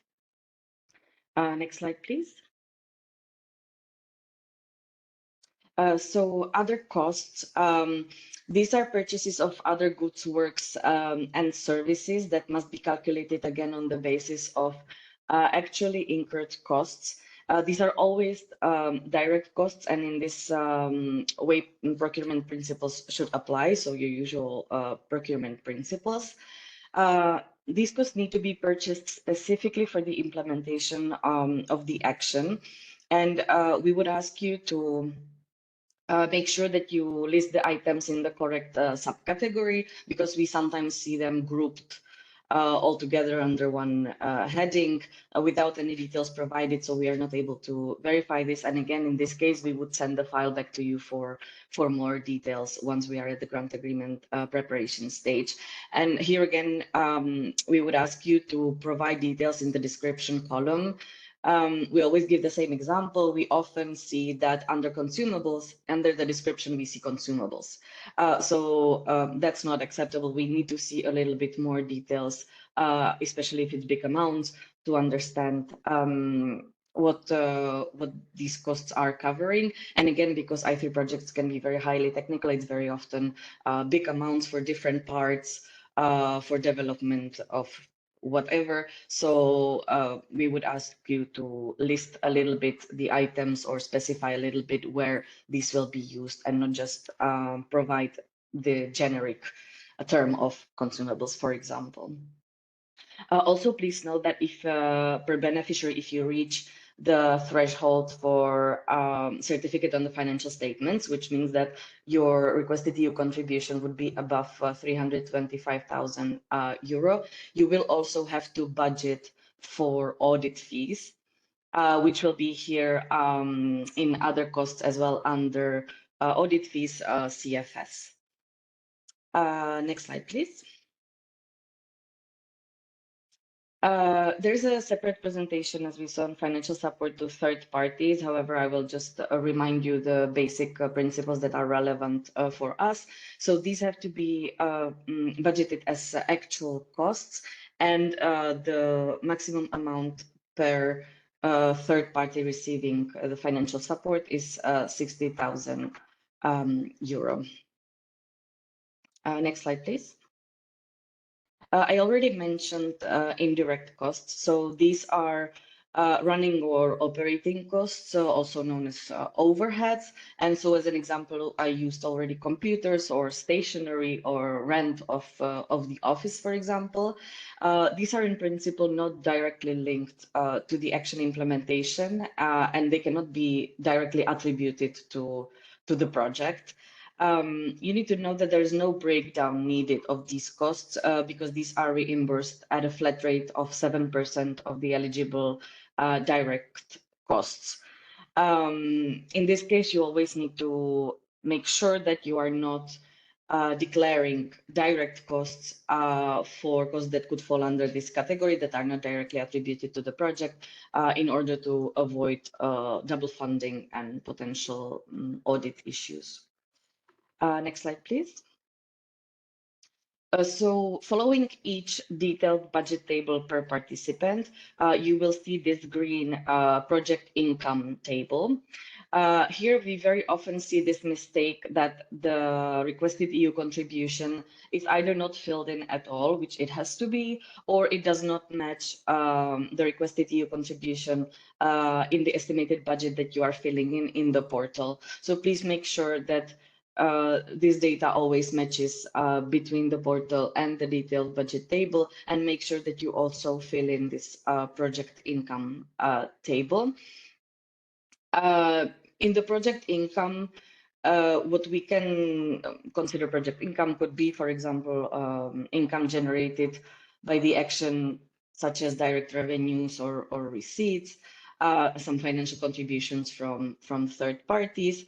And basically, if you do not have any income, then this will directly calculate your own resources in the table. So the part with own resources, you do not need to fill in. It is only the requested EU contribution or any other project income that the project might potentially generate. Next slide, please. So that was the presentation for the detailed budget table template.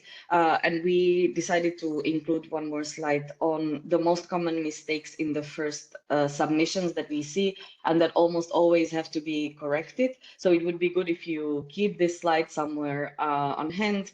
Like that, maybe we avoid the initial ping pong where we ask you to correct some basic data. It is mostly about correctly calculating, respecting the templates, and then making sure that the data matches between the different financial tables within your application or later in the grant agreement. That's it from us. So we wish you good luck with your proposals. Thanks, Jana and Anna. And I think now the next, no, I think first a reminder, indeed, once again on Sli.do, if you have questions, please use Sli.do via the web or the app. And the code is i3instrument in one word, #i3instrument. The next presentation, and this is the last, this is again from Milena. And we have a special feature under the i3 instrument where you can use financial support to third parties. And in order to understand it better, I give the floor again to Milena. Thank you. Thank you. Thank you very much, Eric. Happy to be back with some information and to share some experiences on financial support to third parties. Next slide, please. Let's start with the definition to better understand what is this so-called cascade funding. This is a mechanism, a funding mechanism implemented by the grant beneficiaries to select recipients that are not part of the grant agreement. So financial support to third parties is also called cascade funding. Here, very important, the beneficiaries of the projects cannot be recipients of financial support to third parties. Next slide, please. Let's see what is the legal basis. We can't just decide like that. Yes, it is nice to have financial support to third parties. We need a legal basis, and this legal basis comes from our Bible, which is the financial regulation applicable to the general budget of the Union and its rules of application. There is a specific article, Article 207, from which, like, the most important thing we can keep in mind is that the actions may involve financial support to third parties only if this is explicitly allowed in the work program or in the co. This means that not all EU projects can just decide to go for financial support to third parties. This article is also very important because it gives three very important elements: the maximum amount of financial support to third parties, which usually cannot exceed 60,000 euros, the needs of the proposers, but the proposal that will later on become grant agreements, to define the types of actions that may receive financial support to third parties. So this has to be defined in the proposal, and also the need to define the persons or categories of persons which may receive financial support to third parties. Those are the three main points that the financial regulation already provides as compulsory for you. Next slide, please. So we understand that if the work program or the co allows for financial support to third parties, it may or it must, depending on the co or work program, be implemented in the projects. Let's see what is the situation here with us in I3. So good news for the investment costs, the INV1 and INV2A costs. Applicants have the possibility to include financial support to third parties in form of cascade funding in their proposals. I wish to underline have the possibility, because the financial support to third parties in I3 investment project is not compulsory. It's not that you will include financial support to third parties that you will get a better score. So think really well if you really need, if this financial support to third parties will really have an added value to the predefined investments. The I3 projects are primarily implemented by the consortium partners. As Eric Hengmit said before, the co-coordinator, the owners of the investments, they will be consortium partners. So the financial support to third parties will just come to complement the needs of this investment or challenges directly linked to this investment. Just a small information about the capacity building call, which is today not subject of our conversation, but still interesting to know that for capacity building calls, applicants cannot include financial support to third parties. So if you wish to use this instrument, you have to include it in your proposal for the investment calls. Next slide, please. What are the specific rules for I3? First of all, the funding rate. The funding rates, as also previously mentioned, for financial support to third parties is 100% of the eligible costs. So you, our applicants, our beneficiaries, they will report what they have spent for financial support to third parties as actual costs, and this will be reimbursed at 100%. This is the only cost category in the current I3 investment code that is reimbursed at 100%. For previous projects, you may remember that this was not the case. So this is something new that is there actually already since last year. The financial support to third parties is only allowed if it's based on publication of open calls. So you have to think that you cannot just give to the SMEs financial support because you like them, because they're good, because they're valuable for your project. No, you must publish competitive open calls, and all this takes a lot of time. Costs for financial support to third parties are allowed only for grants. You cannot use prices in I3. You must go for sub-grants. So prices, vouchers, etc. This is something that you have to leave apart if you want to use financial support to third parties in your proposal. The maximum grant amount for FSTP here may not exceed 60,000 euros. It can be less, but it can't be more. The total cost for providing financial support to third parties cannot exceed 30% of the total eligible costs. So if you have 90 300 euros. You cannot use, as a total budget, you cannot use more than 300,000 euros for financial support to third parties. Next slide, please. How to use it? It can and should be used only to support SMEs able to deliver tasks with added value to the project. Financial support to third parties is instrumental to complement the value chain of the main investors. It allows to select SMEs during the project implementation phase in order to contribute to the investment project by carrying out necessary or missing tasks. This is something very important because when you have at the beginning a consortium, but there's still some gaps that are not perfectly clear how they have to be filled, because you are not, for instance, you need to advance with your TRL in order to understand what you really need for the next step. Then this is a great actually occasion to use financial support to third parties. Because you will better know, you know better your needs, some of your needs during the project.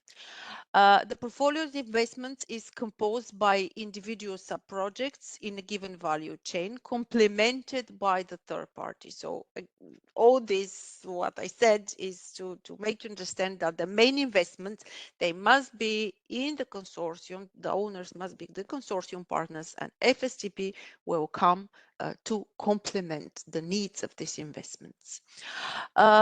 Of course, your calls, your financial support to third-party scheme, you're the master of this scheme, so it's up to you to design and to implement it. We like the authority, the granting authority, ISME, cannot intervene. You are really the master of your file. Next slide, please. Some numbers. So we already said that the cascading funding in I3 cannot exceed 60,000 euros. You can foresee different amounts, meaning less than 60,000 euros, depending on the types of activities that you want to put in place. Again, to underline that maximum 30% of the total eligible cost can be dedicated to financial support to third parties. And very important, the financial support to third parties can contribute to achieve the 70% target, meaning that at least 70, the call says that at least 70% of the total eligible cost must be allocated to investment in companies.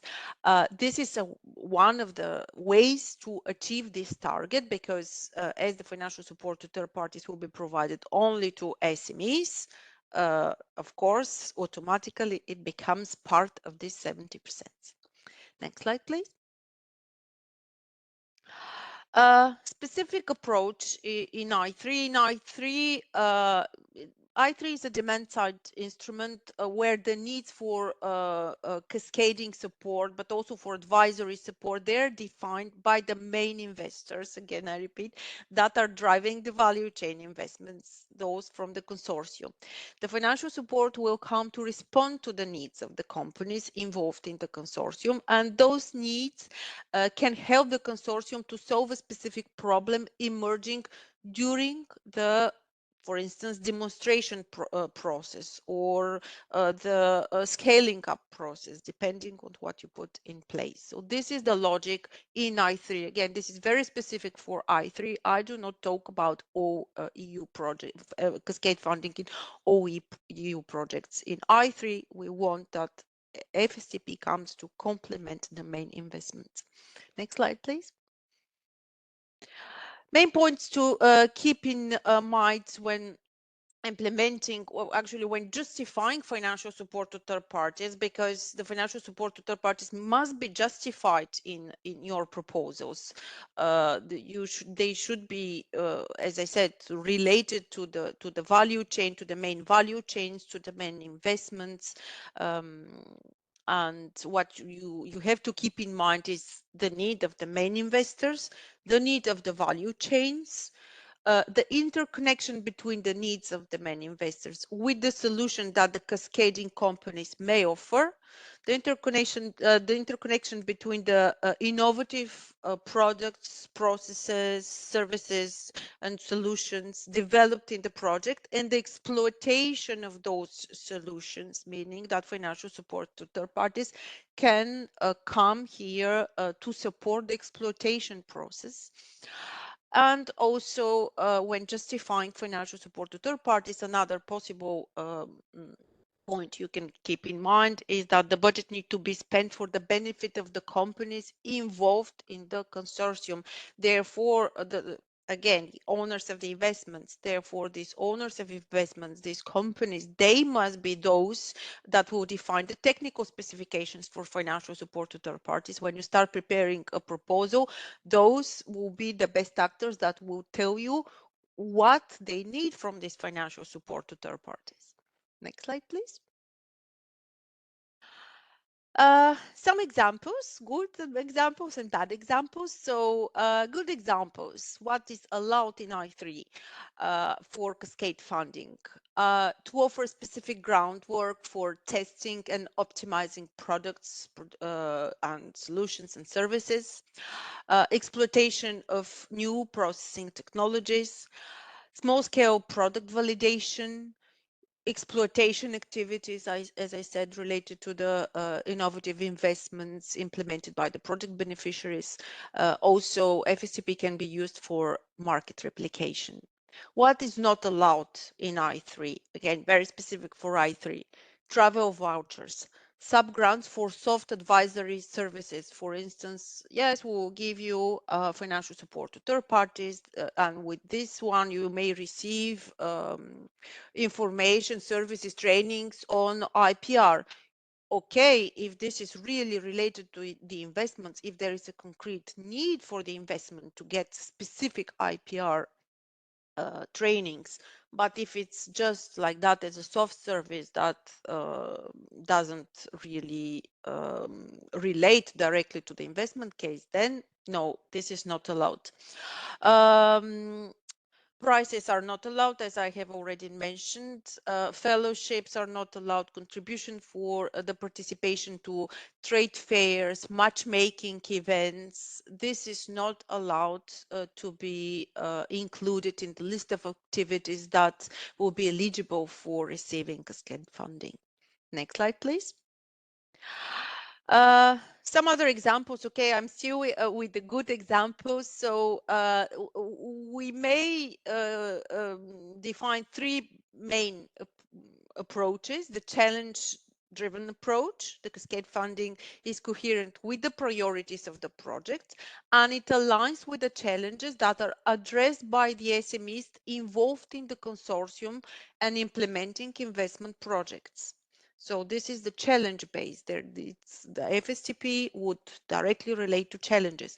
Another approach, the demand-driven approach that we have already mentioned, the financial support may be justified by the needs of the main investors. And the third one, the FSTP, that is oriented more to the exploitation of the project results. So it will intervene as an instrument later on when you have the results, then you want to see how to exploit them. And SMEs may be very useful to come and to help you for this. So the cascade funding would support the testing in the framework of the exploitation cases.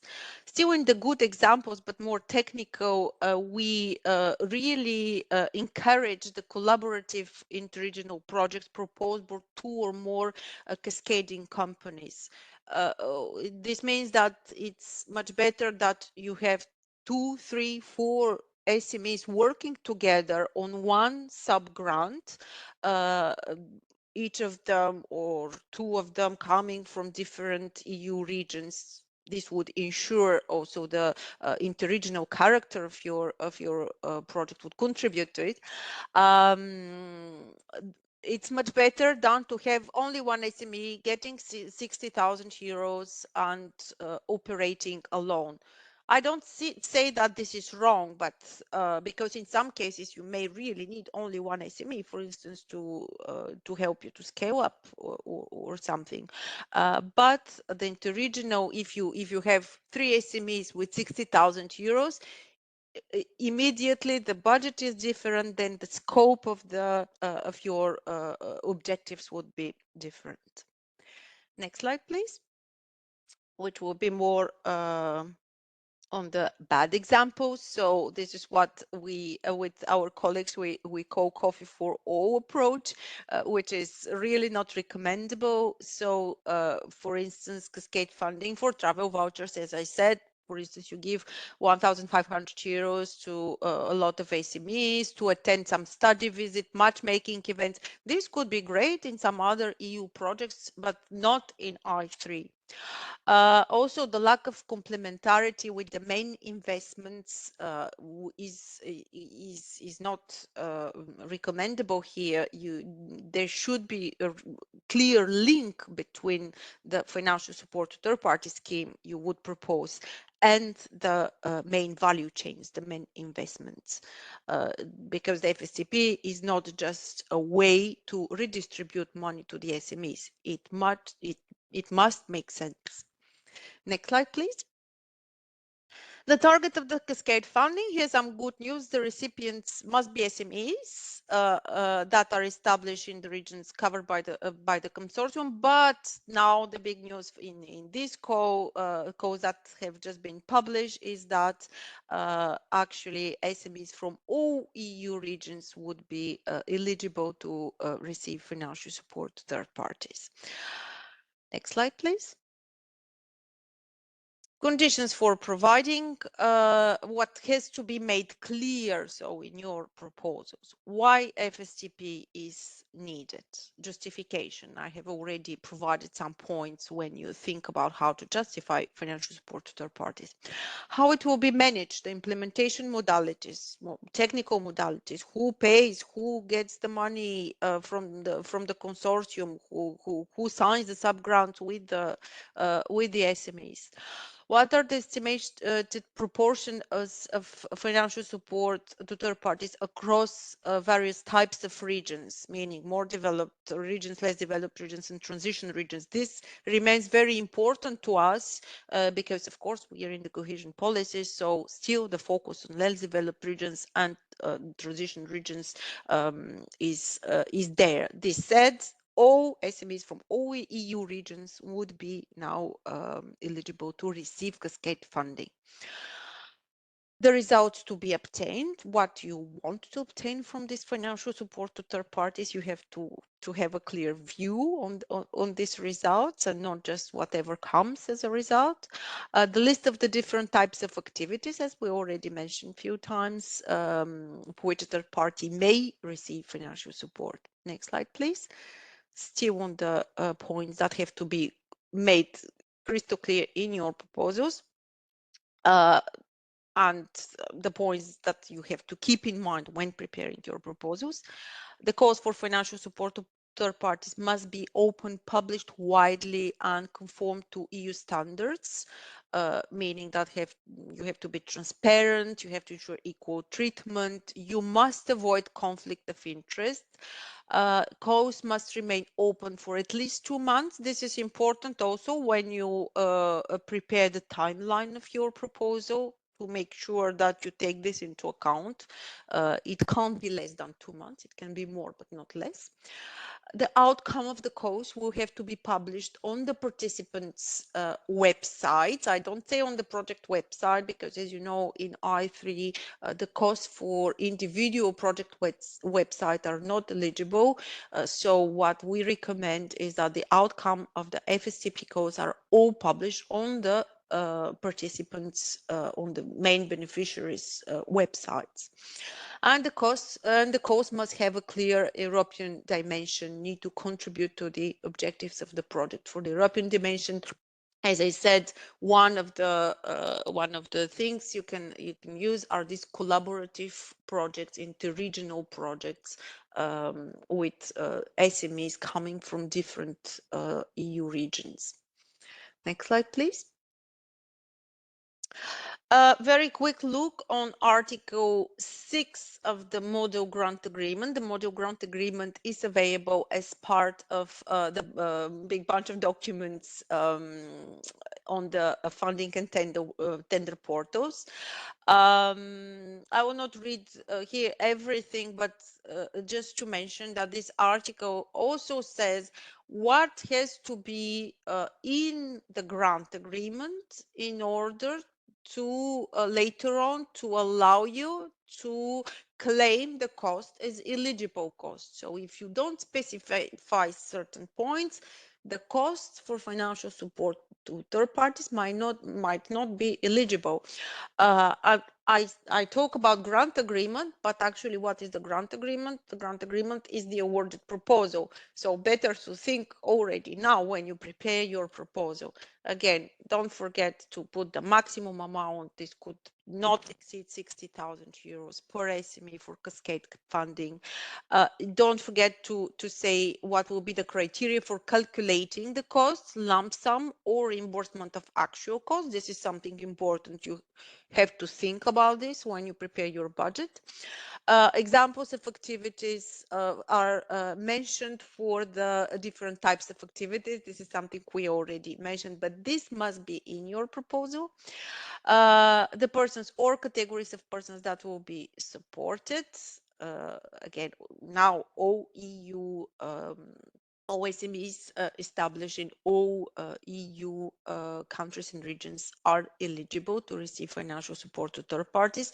You may further design, of course, this. You know that all of them are eligible, but if you need, I don't know, for instance, replication in certain regions of service or product or technology, then you will, of course, target SMEs from this region. So it's up to you to narrow, if it's needed, this geographical coverage of the financial support to third parties recipients. And the criteria for procedures and the procedures for providing the financial support. Here we talk about the main criteria, sub-criteria, how you will award this financial support. These elements, they must be made crystal clear in your proposals. Next slide, please. Another article still referring to financial support to third parties. Please do not forget that the recipients of the financial support to third parties will have some of your rights and obligations will be extended to them. For instance, the obligation to avoid conflict of interest, the obligation to make the results visible, etc. There is a specific article. This is Article 9.4. So have a look at it also before you decide how to design your FSTP scheme. Next slide, please. The process in a nutshell, very quickly. So beneficiaries select the recipients of a cascade funding following a published call for proposal, published competitive call for proposal. The selection is based obviously on transparent criteria. These criteria will be already mentioned in your proposals. The selection may be carried by like in-house staff or by hired independent experts. This is again up to you to decide who will select the financial support to third parties recipients, but think about it already now when you prepare your proposal, because if you want, for instance, external experts, then you might need to pay to them something, so you have to include this in your budget. The selected recipients, they sign sub-grant agreements with the consortium partners. Usually it's the coordinator who is mainly involved, but it can be that there are also other partners that are part as signatories of these sub-grants. Again, it's up to you. The selected recipients must be paid by the end of the project, of the EU project, meaning you cannot wait to receive the final payment from the European Commission and only then pay, for instance, the last installment, if you pay in installments your SMEs, only then pay your SMEs. No, they have to be all paid before the end date of the project. Otherwise, the cost that you will pay later on might be declared as ineligible. This is something you have to keep in mind now, because you must avoid any problems with your cash flow. So think about it when you prepare your proposals. Beneficiaries are fully responsible for the drafting of the code text, for the evaluations. We do not intervene. And of course, as project advisors, we can always advise you, and we will make sure that at least these compulsory documents that we just talked about when we have seen Article 6.2 of the Model Grant Agreement, they are clearly defined when you publish your call for financial support to third parties. Next slide, please. There are a lot of inspiring examples. I will not go through them. There is a specific place on the funding and tender portals. Funding and tender portal. I have here highlighted the way to find them. So you will find a lot of announcements, not only I3, but from any kind of financial support to third parties calls that are proposed, that are published by EU beneficiaries. But if you select the I3 program, then you will only find the selection of those that were published by the I3 consortia so far. Have a look. It's really interesting to have an idea what is behind. Here you only see the announcements, but usually there is always a link that would lead you to the real code text that you can then read and see how it works, if you need some inspiration. Next slide, please. And here, I will try to be quick. I see that the time is advancing. So some tips and lessons learned that can be now already useful for you. Be extremely clear with the mandatory elements. So we have highlighted before these mandatory elements: maximum amount, who can get it, how is it a lump sum or no, etc. So be extremely clear in your proposals about it. Lump sums or reimbursement of actual costs, well, there is no magic recipes. Both are okay, but thinking that you would give 60,000 euros, maybe you could think about to privilege the lump sums, because what is might be more interesting for you is the results, the achievement of concrete milestones, and not how much the SMEs have spent. What you want is a result. So maybe it's better to pay on a basis of input-based scheme. Think about the fact that the open calls are very much time demanding to manage. So it's not because you will publish 4 calls for 4 different type of sub-grants would make your proposal better than others. It's maybe better to concentrate, to have one call that would be aligned with the real needs of the owners of the investment. Simplify the administrative procedures as much as you can. Our procedures could be sometimes quite heavy, but now it's the moment maybe to simplify the access to the EU funding for your SMEs. Next slide, please.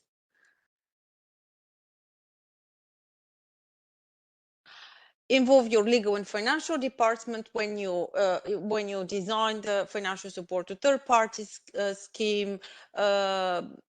Foresee a budget, as I told you, for the independent experts. If you want to have outside external evaluation, you might think about the number of payments also to the SMEs when you prepare your proposals. Don't pay the SME if you give them, for instance, only 30,000 euros. Don't put 4 different payments. Maybe 1 or 2 payments would be enough, because each payment is a lot of work for you. And again, partners of the consortium cannot be beneficiary of sub-grants. I think that this was already made clear since the first slide on this topic. And now I will ask for my very last slide. Ensure the common understanding for the financial support to third parties already now when you prepare the proposal. This is very important, that all partners of your consortium, they understand what the financial support to third parties is about, and not to discover it only when the project hopefully gets awarded. Now everyone has to know what it is about. This would then avoid a lot of problems later on if some people do not then say, oh yeah, but what is this? I don't like it. Can you exchange it? No, what you prepare now, this is it. The evaluation made when you prepare your own evaluations, again, it is very time consuming. It can be also budget consuming, so think about it. Pay attention to data protection. This is very important because for our grants, we are the data protection controllers of the EU grant. But when you give financial support to third parties, you will be those who will be responsible for the data protection. So think about it already now.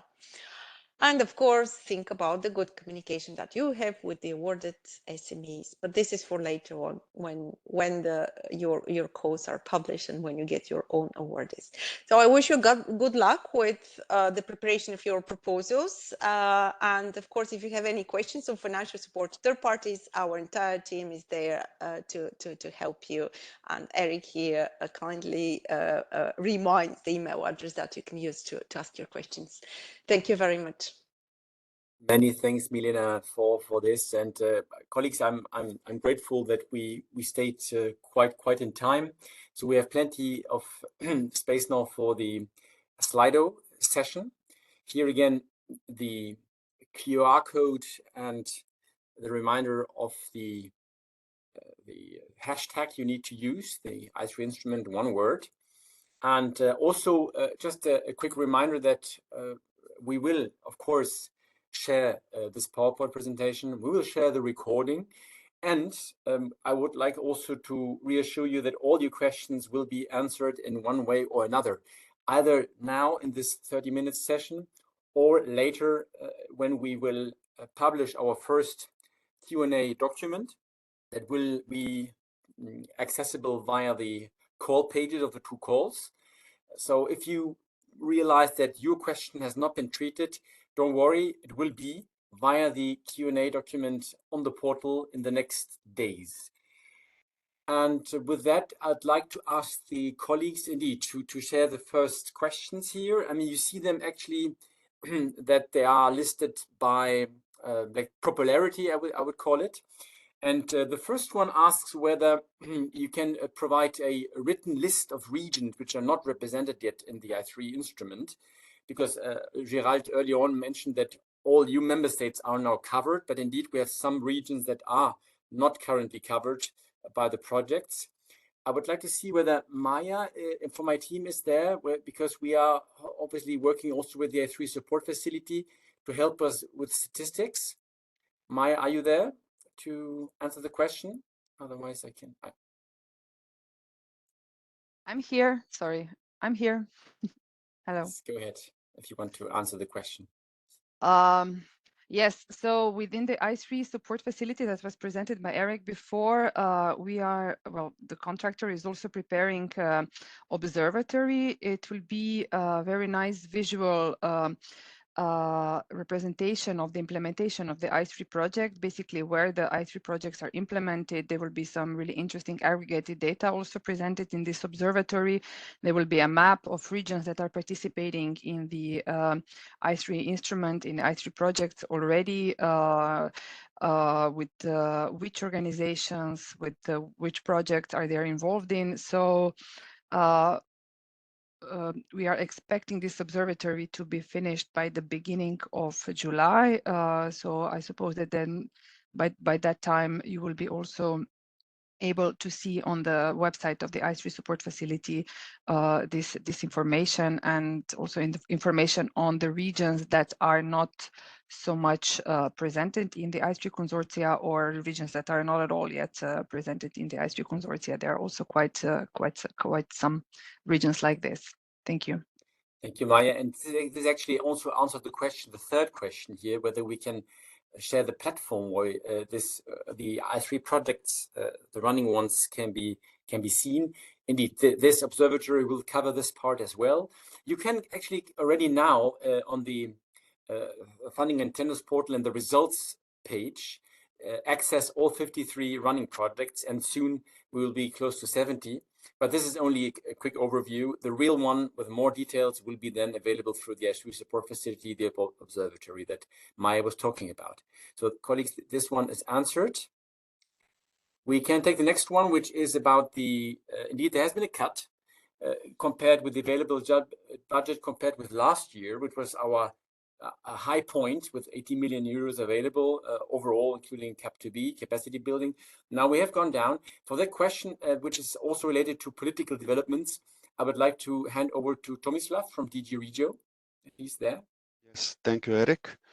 Well, this reduction was part of a broader EU budget reallocation affecting many programs, not just I3, and this adjustment was in a way needed to respond to other urgent priorities. But what's important for I3 continues to be strongly supported under cohesion policy.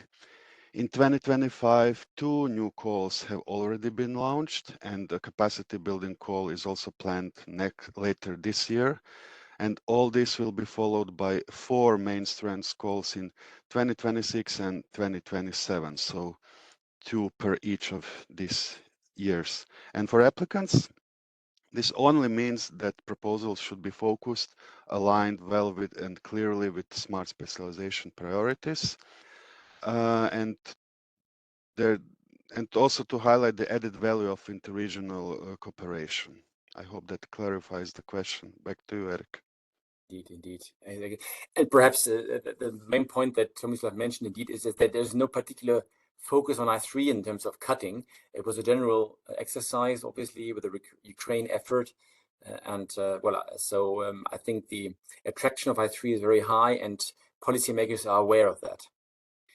Now, the next question, and Tomislav, good to have you because it's about something we indeed changed a little bit in the award criteria, but you can reassure us on that, Tomislav. Yes, this is very simple. Strand 1 is still about strengthening EU value chains.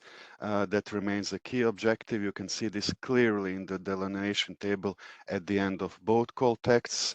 And the award criteria have been redrafted only to better reflect cohesion priorities. We had uneven participation pattern with less developed regions not as well represented as intended, but you may not see all call elements repeated under each criterion, but they continue to be taken into account in the overall proposal assessment. Back to you, Eric. Thank you, Tomislav.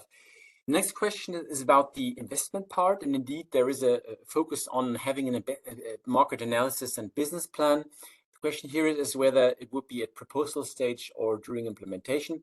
You may have actually seen that there has been a change compared with the last call documents from 2024, because we asked actually for the business plan as part of the final report. So that answers partly the question, I guess, indeed, that it should be at the end of the report, at the end of the project. However, of course, and Eric, perhaps you can confirm, it is always possible to have in the beginning a draft one is a deliverable. That is up to you how you want to organize your project. Eric, I don't know whether you want to add something as coordinator on that point. Yeah.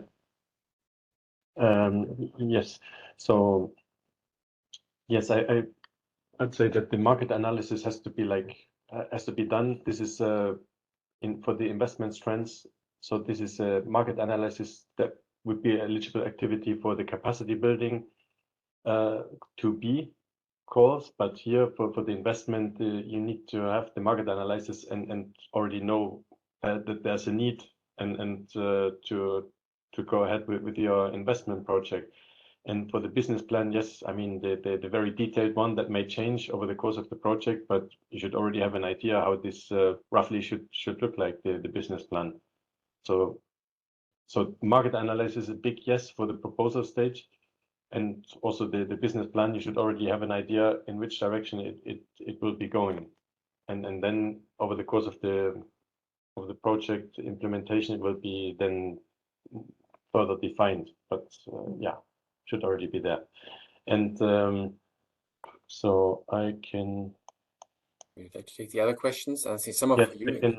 the next two questions I can take as well. So it's like this. Yeah. Resubmission, will evaluators be the same? And if not, do evaluators have access to previous evaluation? And I'd like to combine this with another question that was similar. I didn't put it up here. It was there was a question if you encourage resubmissions to or to start from scratch. So then, of course, if it's a resubmission, we do encourage it to take on board the comments from the evaluators. What were the strong points? What were the points to the shortcomings? And improve your proposal and resubmit it and mark it. There's in the submission form A, there's a tick, this is a resubmission, and then you fill in the proposal number from the initial one. And evaluators will probably not be the same because, well, we haven't, we have to have a rotation of newcomers and have to consider various aspects about the composition of these external experts. It can be that one or two are the, so there's also a question that 3 evaluators, external ones, evaluate one proposal and then they find a consensus among each other. And we make also in the individual evaluation, they don't have access to previous because they are supposed to do their own work. But then when they find the consensus, we give them the old evaluation summary report so they can indeed look at what the initial evaluators, how they evaluated the first submission, and this is yeah how it's done. So at the consensus phase, the evaluators for resubmitted proposals, they have access to the evaluation summary. Platform to connect with other organizations. We covered that one, Eric, because it's again through the, well, it will be through the RFI support facility. We There was a question when it would be coming. I don't know if yeah. Maya can say already something. Exactly. Maya? Matchmaking platform. Is Maya still in? Yes, there she still is. in. Sorry, just to turn on my microphone.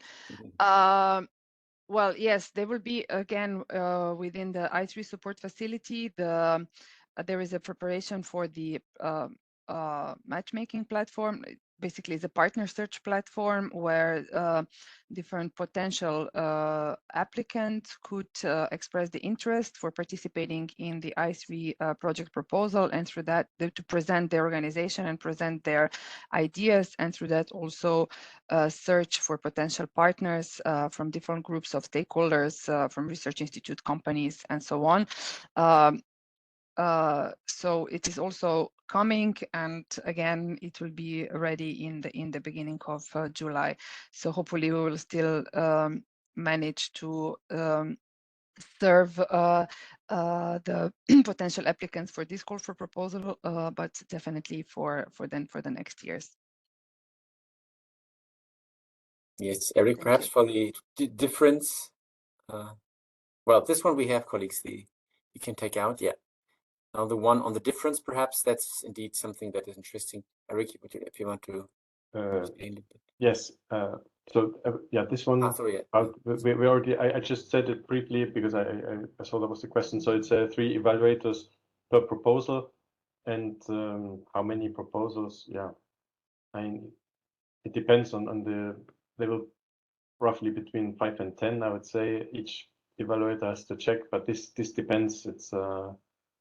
It depends on how many evaluators we will contract and how many proposals we will receive. So, but yeah, 3 evaluators evaluate 1 proposal and find then a consensus, and then afterwards the whole expert panel decides and discusses the top ranked ones that are in the funding range.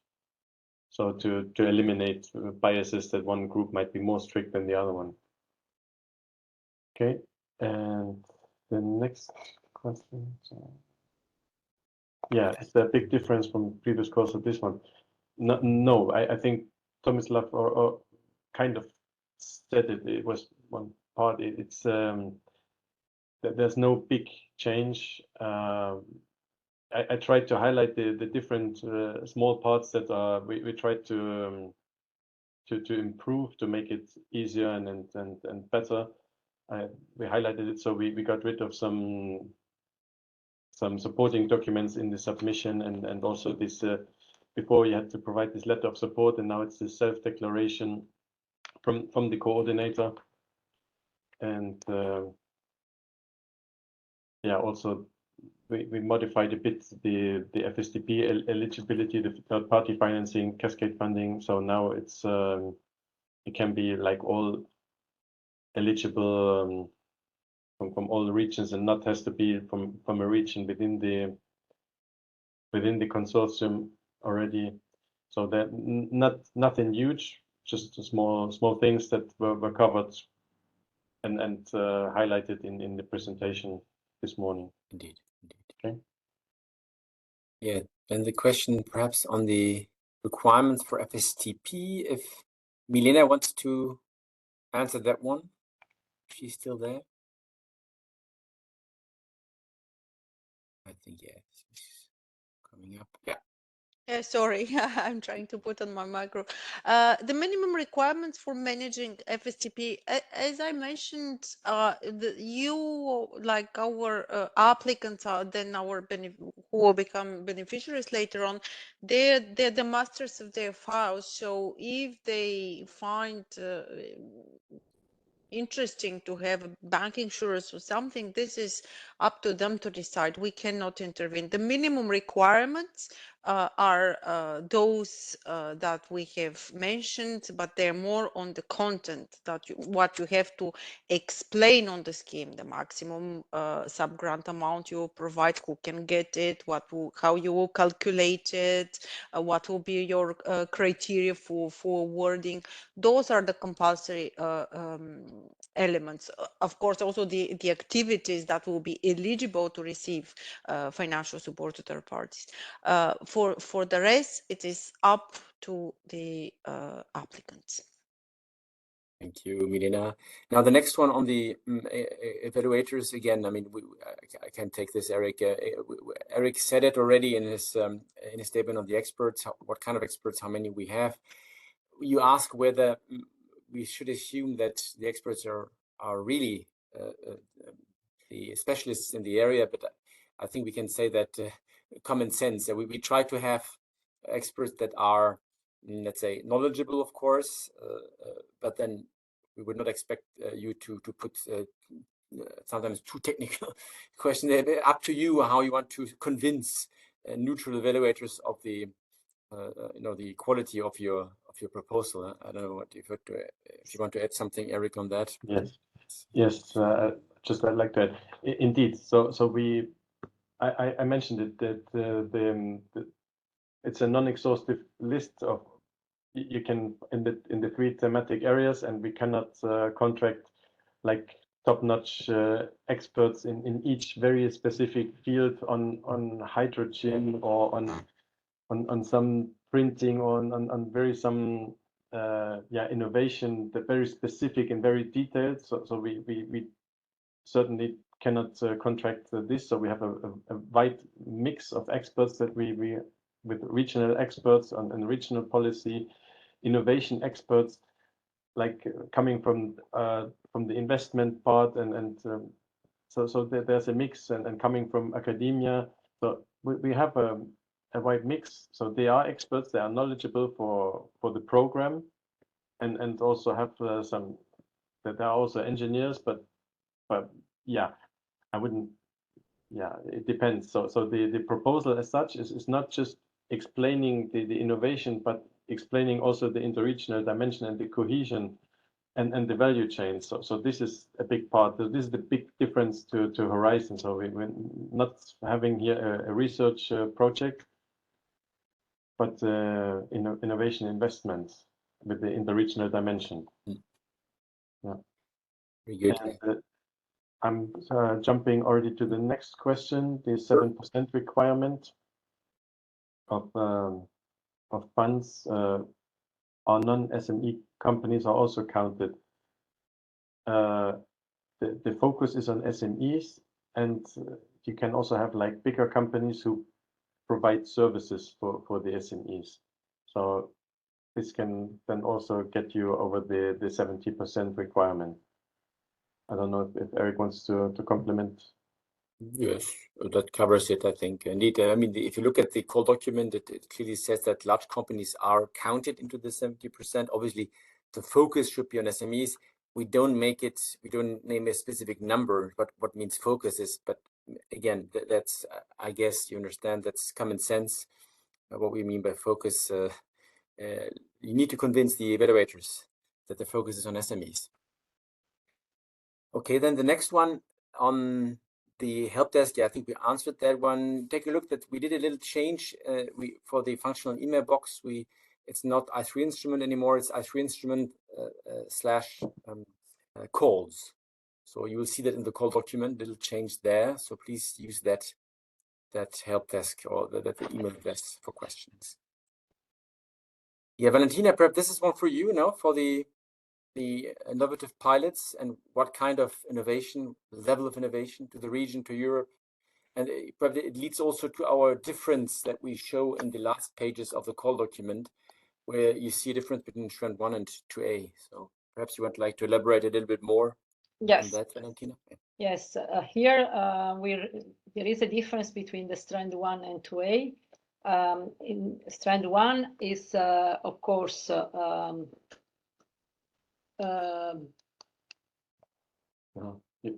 sorry, because I'm in the same room with Eric and yes, we're sharing the microphone. We are sharing the microphone, but not the camera. So we have individual cameras. Come to this camera. No, it's okay. I think you can see me, no? Right? No. No? Okay, already. Voila, now yes. Sorry, but I'm not, my chair is not, okay, so sorry for that. The pilot must be very innovative. In particular if you are applying under Strand 1, because it has to be new to Europe or new to the application sector. If you are applying under the Strand 2A, we also accept innovation diffusion. So basically something that is new to the territory where the innovation is implemented, but not necessarily new to Europe. It can be simply the implementation of an innovation that is already present in another member state, maybe more developed, but it does not exist yet in the new members in the less developed region, because you want to create a new value chain in the less developed region. So it's really a question of strand under which you are applying, but for sure you need to demonstrate that the innovation is creating a territorial impact. So this is relevant for both strands. Thank you a lot, Valentina. Next one, I think, is pretty easy. You asked the question whether about the minimum size of the consortium. Indeed, there's a minimum for the two strands, different in both strands. You ask whether a bigger consortium is preferable. Well, here that really depends on the project you implement. If you have several pilots to cover, then you may need more partners. However, we know from experience that dealing with a very large consortium can have challenges in terms of project management. So be aware of that. Let's say that we have a wide range of, let's say, examples. Usually the range of investment project size is from 10 to 40. And we can tell you that the ones that have 40 entities, they have quite some need in terms of project management, and be aware of that. Yeah, Eric, if I could complement. Yes, indeed, it's not bigger is preferable, well, bigger than the minimum, maybe yes, but there's then a sweet spot, and if the consortium size increases over 20, 30, then already the experts, they're really looking into the proposal if the project management, proper project management is ensured. It can make sense. It can be an excellent proposal with 40 partners, but then this already, like, this risk of having this big consortium should be like addressed in the proposal. in the correct way. Otherwise, if you think, oh, we need to get more on board, this region was not covered yet, so we take them on board, and then the evaluators, they see, oh, there's no coherence. They just wanted to tick the box of different regions involved in the consortium, but for the tasks and so on, it doesn't make sense, and it's not the option to go for, definitely. Okay, just to let you know that we are now, it's 12:23 Central European Time. Let's check in with the colleagues from the communication team. How many more minutes should we do the Q&A session? And let me know how long we can go. I'll wait for your reply, but in the meantime, I will continue here. Yeah, what are the rules of being partners in different proposals? Yeah, so I think we are pretty clear on that. Eric, if you want to. Yes, it's I have the call text in front of me. It says multiple proposals. Applicants may submit more than one proposal for different projects under the same call and be awarded funding for them. Organizations may participate in several proposals, but if there are several proposals for very similar projects, only one application will be accepted and evaluated. So this is it's written in the call text that's published on the funding and tenders portal, so it's pretty clear. Okay, very good. Yeah. So I got the reply from my communication colleagues. We have 5 more minutes.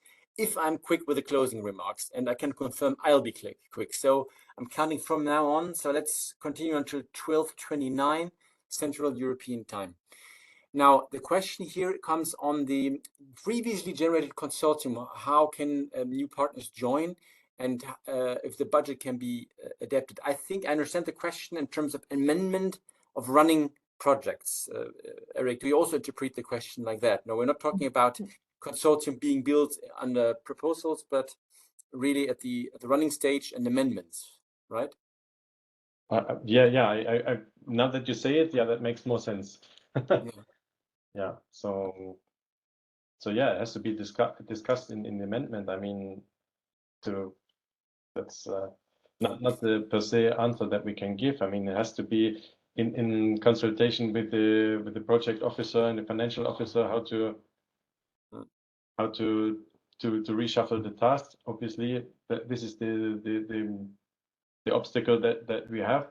Once the grant agreement is signed, you have the maximum grant amount that can then not be increased if a new partner joins.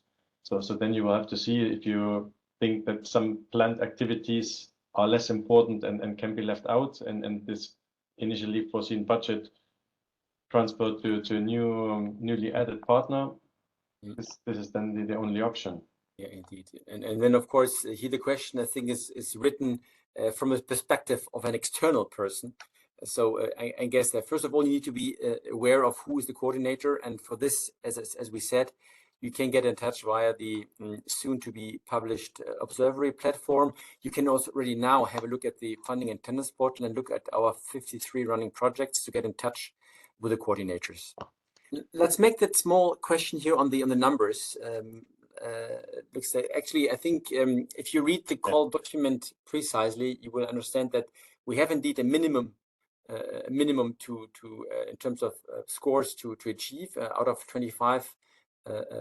Well, each criterion has a minimum. For that, you need minimum 50%, so 5 out of 10 and 2.5 out of 5 for each criterion. However, we have a second threshold, so it's not enough to have 12.5 out of 25 overall. You need overall also 17.5 out of 25. That's why this count doesn't work like this. So you have to read the page. I'd like to add. I presented these figures in the slide, and I went a bit quick over it because even the 17.5 by experience will not be enough to get funded. So this was my main message. Yeah. Don't focus on the downside. Look to the top. So really, if we are aware, Eric just said it, if the minimum per criterion is reached, then you don't have the proposal as an overall minimum is below threshold. But even this threshold is not, if you get over it, you won't be funded for sure. So you really should aim for an excellent proposal with a very high score. Indeed, So indeed. this is my message. That reminds me also of one point, actually, from a general overview, is that our calls have become quite competitive with quite low success rates of 10 to 20%. I mean, this is not to discourage you, of course, but it shows the attractiveness of the A3 instrument. The downside of that is, as Eric said, that we have to have high scores. You have to reach for the stars, and scores clearly above 20. I think that's for sure. Now we have, I think, time for perhaps two more questions, I guess. One on FSTP. The question is, what kind of services can be provided from third parties, and the difference between this and subcontracting? I think Milena presented it well in her slides, but perhaps she could come back to it quickly to make clear. Yeah, sure. Very quickly, well, what kind of services? All services that make sense for the main investments. Really, the investment owner, the companies that are in charge of the investments, they must define what services are needed, and then you address a list of these services that will be published with your call.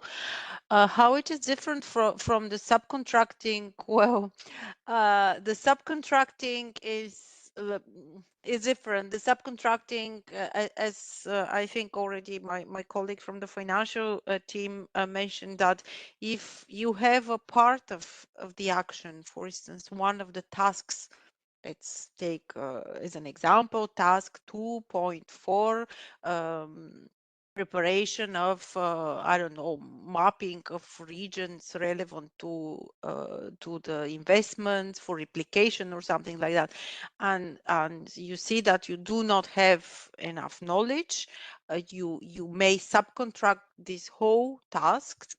You will of course again have a competitive procedure following your national law for subcontracting, and you will give this task to the subcontractor, while the financial support to third parties, it's much more open.